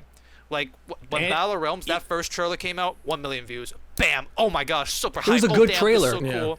It And tricked Snowblind me. was like, a couple 100,000. So I think Snowblind got no. I don't think Snowblind was that unpopular though. I remember Snowblind was actually on the top 10 trending when the trailer came out. So I think Snowblind was, Snowblind being popular makes sense because Kenshi. I do remember. okay, that's not a million views though. I do remember. I do remember when the Snowblind trailer came out. It was on the top 10 trending. I do remember that. Yes. Yeah. All right. But like no, Yeah, but like does... typically like whenever I make videos about the animated movies, even with Scorpion's Revenge, they don't get that many views, which is I'm just like, dude, like these movies are good. Like these are the movies that these are some Mortal Kombat stories that are good that you're not watching. Like what the hell? You know, like what the hell you're doing? So cuz my Scorpion's Revenge Battle of Rome's videos do like pretty good, but when I released my Snowblind video, it's still good, but like comparably speaking, it's like okay, not as many people watched it. Although maybe it's because I was complimenting that movie. Maybe I wonder if that's one of the reasons. Because I said it doesn't suck, so I don't know if maybe because YouTube thrives on negativity. So yeah, maybe. Who knows? Saying does not suck can work too. Yeah. But only if you happen to be accidentally triggering an audience that wants you to say the thing sucks. So when you say it doesn't suck, they get really mad at you. Nobody, like my Sub-Zero video. I don't think anybody thought the Snowblind sucked, so that's probably why. So it's you know, it's gonna be a video about like him agreeing with something. So yeah. But I know a lot of people did like Scorpion's Revenge, and you were out here like making videos about like how it's saying it sucks. So like naturally people are gonna be watching that video. Yeah. Okay. Never forgiven you for that, Sonic. What a terrible take. No, How dare like you? this. That is the holy child. Come on, I'm coming back. I rated it 1 point higher when I made that video. And I'm just teasing, obviously. I'm just hoping that the cage match and Snowblind were successful enough to keep this going, because like I like hope these. so. Like yeah, I hope so. I'm just hoping. Yeah. We don't know too Imagine much about like Imagine cage match underperforms, and as a result, the writer just looks at his wall, and he already has like a poster made for the next film he wants to work on, and he's like, "Sorry, Ashra, you're not getting your own movie." And it's just like a giant portrait of Ashra, and he's like, "Shh." Like down the face, like it's okay. Maybe 10 years from now. Man, No, Ashra it's movie. like Ed Boon walks up to my house being like, "I told you without Scorpion it'll be failing now. Get back to your roots. Put that Scorpion in the movie." No, please. I've already said all I could. It's like Ed Boon is that meme of Kathleen Kennedy in the new South Park film, but it's like just put Scorpion in it, like in every single movie. Like we're making an Adenian themed movie, the Fall of Adenia. It's gonna be like a noir style detective kind of film, with like a lot of the Adenian characters. Put Scorpion in it. Ed Boon, please put Scorpion in it. But Scorpion shouldn't even be. I don't care. It's been 400 years in the past or something. Who cares? There you go. You can make portals. Put him in. Put him in. Wait, no, Write him Jared in. died. These stupid fans can't tell the difference. They don't care. Put him in. Scorpion was the Jared one who killed died like Jared. 10,000 years ago. Yeah. No, Scorpion prevents the assassination. Like how he there you go, yeah. stole Liu Kang's victory over Goro. He steals Khan's assassination of Jared. Yeah, it was Quan Chi was trying to assassinate Jared. It failed because of Scorpion, and so in retaliation, Quan Chi hires the Lin Kuei to wipe out Scorpion's clan. We gotta bring this. This is how we make money, baby. Or they pull some like Dark Souls level shenanigans, like the first Dark Souls, where somehow Scorpion gets unwillingly pulled back through time, and like he's just in that time period now, and he in the background the whole time is like pulling the strings by accident. Like all like who's that mysterious figure that we saw back then? I don't know. And it's Scorpion, but time travel related. And then like Snake said, he does somehow like not maybe stop the assassination, but puts a huge wrench in it. And so like they never forgot about that. And it's like, damn it, if I ever see that guy again, I'm killing his whole freaking clan. he prevents Jared's soul from falling into Quan Chi's hands. That's the finale. Oh yeah, even though he couldn't save Jared, at least he saved his soul. At least he's not Ermac yet. Yeah, that's right. Yeah, It's all soul Scorpion's success. lives within Scorpion. Legends writer, do not take the idea though, actually, because we don't want Scorpion. We don't want Scorpion in the Adenia movie. No, don't do that. Don't do it. Don't listen to this. No. The question now, Brusk, is: so if you were given the opportunity to pitch some your own movie Legends idea. films, what would you pitch? Well, they already did a good, at least in my view, a good version of MK1, and I really appreciate that. I'm glad that we got MK2 adapted. What's MK3 then? I was gonna say that I would like to see a movie on. It actually was going to be the Fall of Edenia kind of movie. I actually would want to see a movie where you get to see missions that Shao Kahn sent, that he sent Kitana and Mileena on, and then Jade is there too, and then you expand the dynamic between Kitana and Jade's relationship and the difference on how the dynamic is between Kitana and her sister, Mileena and stuff. I want to see a movie where we see Kitana and Mileena grow up as sisters. And then doing missions for Shao Kahn and something like that. I want to see a movie like that. It gives Jade an opportunity to have more cutscenes with Kitana to expand on that relationship. It gives us the first time really since Mortal Kombat Legacy, where we get actual scenes of Kitana and Mileena doing missions for Shao Kahn.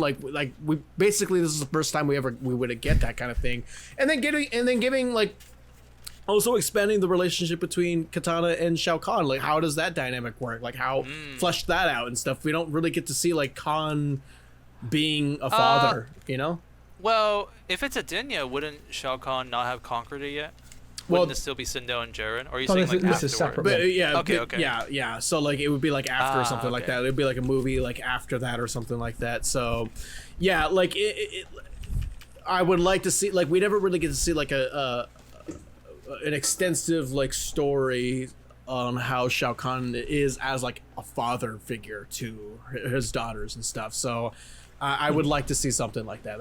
That would be a Legends movie that I would want to see for sure. A Fall of Edenia movie would theoretically be something like that. Yeah. Yeah, that idea actually is also interesting because they could also touch on some of the other lesser villains that are working with Shao Kahn too, Baraka Reptile and Goro and stuff. How are they? This seems like a prequel before the first tournament, but on the villain side. That seems like the idea. Yeah. Sounds really cool. Would love to see something like that. Yeah.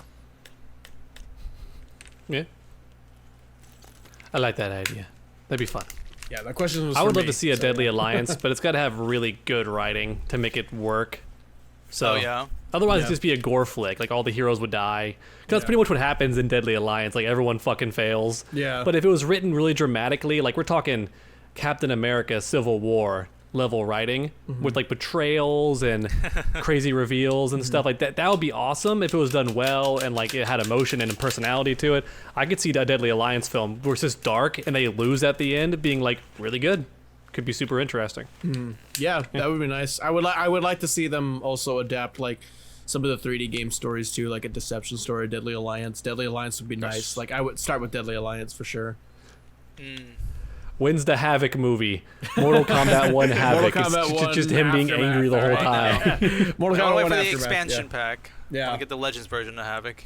I feel like Havoc would just be the X factor in a movie about the Order Realm Civil War. And he's there stoking the fires, ha ha ha, I'm here also. But really it's about Darius and Dairu and how Dairu is conflicted about everything, and Darius is manipulating events to make Dairu turn against Hotaru and stuff like that. But I would love to see that. An Order Realm movie, that sounds really hard to sell though. That'd be one of the biggest tanks and flops, unfortunately. It would tank super hard. Put Scorpion in it. Put Scorpion in it. Now we're good. Yes, that's right. Well, it could work. I think what you really need to do first is reintroduce the characters. If you put them in a different film, so you're here's them being involved in this other plot, and then maybe the Shujinko Conquest movie or something, and then after that was you set them up, people are I want to see more about that with these characters. Well, here's a movie for you. Put Hotaru in Mortal Kombat 1 first, and then you go, I want to see more of this character. Bam. At the end of the trailer, just have Ultra Instinct Shaggy show up, and he's actually in the movie. That'll sell it. Oh my gosh! You just see his feet hovering in the frame. And he's like, first. You guys messed up now. Zoinks, you guys really did it now. You forced my hand. He's just holding up a crippled Shao Kahn. Good job, Shao Kahn. You made me use 5% of my power. Those stupid memes. Although speaking of crossovers, though, I don't know if you know about this, Brusk, because you just found out about the sad news about the Fall of Athenia not happening. Did you hear about the Mortal Kombat versus DC movie? I did hear about that. Yeah, it sucks. Yeah. I would love to see that. Situation. I would have loved to have seen MK versus DC be a movie. That would be pretty. That'd be pretty all right. That would be pretty good. Yeah. If you were pitching that, Brusk, if you were pitching MK versus DC the movie, what kind of approach would you take? Would you go classic DC, Injustice, classic MK? Probably classic MK? DC. Classic DC. Justice League animated stuff. Yeah, well, I mean, I wouldn't take those characters from the Justice League universe or anything, the Justice League animated universe, but I probably just do like clearly these are like inspired off of the classic versions of the characters from like that show. It's not from that show, but it's from that. It's inspired from there. So yeah. Yeah. But yeah, I would. They just had a really cool DC movie called War World, where it's like 3 different points in time with the different Justice League characters throughout history. Imagine if they did that, but crossed over with Mortal Kombat. Like the older, more classic DC characters that lived for a while could be fighting like the Adenian characters who have also been alive for a long time. But then like the most recent characters like Blue Beetle could cross over with like Cassie Cage and Jackie because they're like the new era. Or it'd be cool. So, like, it'd be cool if they actually followed up on the plot of was it Lex Luthor's ending, where Lex Luthor actually got back into the got back into the same Well, they do follow up on that actually in the Flash's ending, because Liu Kang like telepathically communicates with him because they're connected now. He's like, Quan Chi's coming over, and Flash just fucking rammed Quan Chi's face in. That's right, in one of the endings. Yeah, I mean, but like, following on from that game has so much potential, because like there's all the weird shit. Like Sonya has a Green Lantern ring, Catwoman has animality powers. Yeah, like that's weird, right. Wild shit you could do with that. And then you have Sub-Zero, and it's like, hey Steve Bloom, can you just do an impression of Kevin Conroy's Batman? Let's just try that. And so he's just talking like Batman the whole time. Yeah, some of those stuff is kind of funny. Like I think what was it? Kano becomes the fucking Joker basically. So that's the funniest one ever. It's just like, especially if you think of a modern day, and just be like Kano becoming the Joker. Isn't that horrifying? Yeah. On the Joker, baby. Not to mention, because like that's an actual dumb plot in a lot of the Batman comics, where there's like some Joker toxin where if you kill him, you just become the next Joker. That's an actual thing they did in recent comics. Man. So Kano could become Joker, according to recent writers. Yeah, but I would have loved to have seen a Mortal Kombat vs. DC movie. I don't know why they turned that down. It's a fucking animated movie. Who cares, man? Just whatever. Yeah. It would have probably sold pretty well too if you marketed it towards both audiences. Like imagine just that on the shelves of Walmart and Target and Best Buy and stuff. Like just Mortal Kombat vs. DC the movie. You know, like you know what? People are gonna fucking buy that shit. True, Dog. You talked about the movie Justice League War World, right? Mm-hmm. I was just looking at the trailers and stuff. It looks quite similar to the art style of like the recent Legends movie. Snowblind, yeah, it looks very close to Snowblind. I was wondering if it is the same team. And funny enough, it is actually written by Jeremy Adams, with the writer of the Legends movies. So it is funny how you just happened to find that. Who knows? I could kind of tell. I felt it. Maybe that was going to be an MK versus DC movie. Then they said no, so you just reworked it into a DC movie. Maybe. It's a fun movie. I mean, what other DC films have Jonah Hex and Warlord? Warlord especially is a really old like comic from DC. Like that existed before DC was even around, I think. Like it was first in Sword and Sorcery or something, and he shows up in that movie. God, who doesn't want to see Jonah Hex fight Aaron Black? That'd be cool. The sad part is in that movie, they get Jonah Hex completely wrong. They just make him like a typical bad guy, and I'm like, he's supposed to be like an anti-hero. Oh well. By the way, Batman. Is that as bad as the Arrowverse, where he shows up in an episode of Legends of Tomorrow? Not bad. And then he shows up in Crisis on Infinite Earths just to be like a weird sexist towards some of the women so they can beat him up. Wow. Whoa. Ladies, it was a different time. This is like the crucial scene where they're trying to bring one of the main characters back from the dead. And it's like, he's being all sexist, and the girls beat him up. It's terrible. Fun fact also is the Batman voice of the War World is Soldier Boy. Nice. He did a good job. That's great, because he's also been Red Hood. Yeah. Jensen did that. Wow, that's really cool. Yeah, in the anyway, the Red Hood movie. Apparently, He was MK also versus DC had comics. Did not know that. I had one. Yeah. I had one. So, Only one? do you? Oh, So, okay. would you recommend War World actually? Because I might check that out if you recommend it. Yeah. The one with Superman is like the most interesting to me because it's such a like. I mean, anyone can picture like Wonder Woman in the Wild West, like because she has a lasso, so that works. Batman being stuck on like a crazy world in the center of the earth was a bit wild, but seeing Warlord was really cool.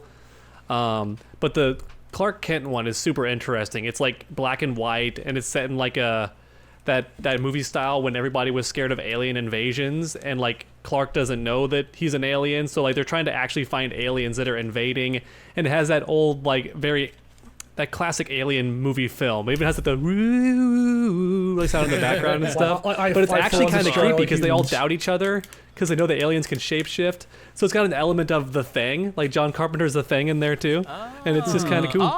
Oh, okay. And That sounds Superman's kinda powers are activating during the mystery, so he starts to doubt himself. He's like, why can I hear everything? Like I can hear the car radio outside. I'm super strong. Like am I one of them? And I just didn't know it. That's fun. And so it's kind of cool. Yeah. Interesting. And it actually does all get tied together at the end. It's not just like three separate stories. It's kind of like it pulls a Sin City at the end where they all get pulled together, which is Okay. cool. Yeah. All right. Well, I guess that's all the topics we've got. After everything. Yeah, Damn. it's awesome. It's a long 3-hour video. Have episode. fun, Sonic. Oh, come on. That's pretty common for us. Let's be fair here. Yeah, but now you have what's the longest you guys 25% done? Like more 5 work. hours? Oh, 4? Oh, okay, damn. oh, no. We did do like over 5 hours. I split that into 3 videos. What the hell? Nice. That's what I would have done. Jesus. Yeah. And funny enough, though, actually, the 3rd video is still not released. That's the Oh one my where you had the controversy, Trainer Dog. That's right. And I'm just gonna say it, Sonic. If I'm ever talking over anybody, just mute me in the editing process until I do my own solo segment. Let us know in the comments if you think Sonic should stop being a fucking coward and just release the unreleased It's episode. not because of the controversy. Release it's the because we Snyder keep- cut. It's because we keep making new episodes, so I can't. Just release it. Did you guys? Did you say Just something make it, put it controversial out. on there? What happened? Oh, It's just been well, pushed you'll back. have to. We can talk about it. We can, actually, you know what? It's a really funny thing is it's the exact same thing that you have, BruskPoet. Yeah. You know what? We'll get into that after we're done with the Okay, episode. all right. Oh my Yeah, God, it's- Sonic! $1 million it's a- money making idea. Okay, we got to get in on this. So here's what you do: because Alright. ads play during live streams, and apparently it's okay to just have things loop on live streams. You should do a live stream on the channel that goes 24/7, but it's just all of our episodes that air in order, and then repeat. Oh, that's And people so can join whenever they cheeky. want to and watch the stream, donate, and watch ads and give us money. And then put But yeah. Scorpion in it. Oh yeah, that's right. Got to put Scorpion in it. But Scorpion would be on the top left. No. It'll be like the what is that mobile game where you have the person like running in the track and stuff? Temple Run. Run. Oh, Temple Run? Yeah. What? Isn't there a new one now with the trains? You run over the trains? Subway Surfers. That's not a new one. Yes, That's you old, put- but yeah. Yeah, you put Subway Surfer like Scorpion like. That'll be Scorpion for the video, basically. Scorpion combos for the kids to be able to like watch the FNAF movie, basically. Yeah. But yeah, it was great having you, Brusk. It was a nice chat. It was a Yep. very fun time. For sure, yeah. No, Yeah. I appreciate being on, and it was nice getting my. I don't think I actually put my thoughts on YouTube on Snow. I mean, well, I did on Snowblind, Cage but Match. not on Cage Match. Yeah, and Nope. yeah. So there we You go. made a tweet about it. That's what I remember. I made a tweet about it, yes, and my Discord knows that I liked it too because I did a watch party on my Discord. There you So go. yeah, but now people There on you go. YouTube know that I like the movie. So yeah. Now all of China knows you like Yeah. the Cage Match. Yeah, but it was fun. It was fun talking to you guys again. I really appreciate the opportunity to come on, and we'll see if we get to talk to each other again in the future. Totally. Yeah. Yeah. We'll see you again when 2021 2 comes out. 2021. It's like 20. Yeah. Oh, I'm so excited for that. Man. Carl Urban, Johnny Cage. That's gonna be an interesting ass movie. So we'll see. All right, and now's the part of the video where I recite the entire Five Nights at Freddy's lore. Everyone buckle in. Let's go. Cut right there, Sonic. Add the JoJo to be continued. That's the and cut we'll right just there. leave. Yeah, basically. Don't leave it in like you did last time, where I said to do all those editing things, and you just did it. You left it normal for the joke. Fuck you for that. Fuck you. So much meme potential just lost. I think you should leave it in, and so because it's 1v1, we have to leave it up to Brusk to decide: will it stay in or will it get cut? I'd have to see what it looks like. What does it look like with it not being cut? What does it look like with it being cut? You know, I have to look at the two versions. I have to send it to the editing room. You have the two. I need the two versions. I need the two versions shown to me. Oh my gosh. You might not know the lore, Brusk, but basically at the start of the Halloween one, I assumed there would be some actual editing when I go, Sonic, it was a canon event. I thought he would cut to the part where I'm finally like taking off the jacket and play the Miguel O'Hara theme. Alright, Sonic, it was a canon event. But no, he just leaves me awkwardly taking out the headphones. That's what you meant. I didn't understand what you meant. Like, I didn't. Oh man! I didn't understand when you said I didn't edit the intro. I'm thinking, what the fuck? I edit like so much in the first 5 minutes of that intro, like making all the entertaining you didn't stuff. Edit that part. We're just fumbling around and like screwing up. Yeah, I edited you like taking the jacket off and like Snake saying this bit has been paced out so horribly or something. I did that when you said dog shit. You spelled it dog shit like my name, like DAD. WG. Like, that was funny. That was actually hilarious. And well done. I did think. Yeah. Okay. I'll stop. I'll stop recording over here. But I can tell you. At the very least, you gotta cut out the part where I say "fuck you" several times. Okay. Well, he always has the Mortal Kombat theme censor, so you know he'll always do that. That's right. Don't worry about it, dog.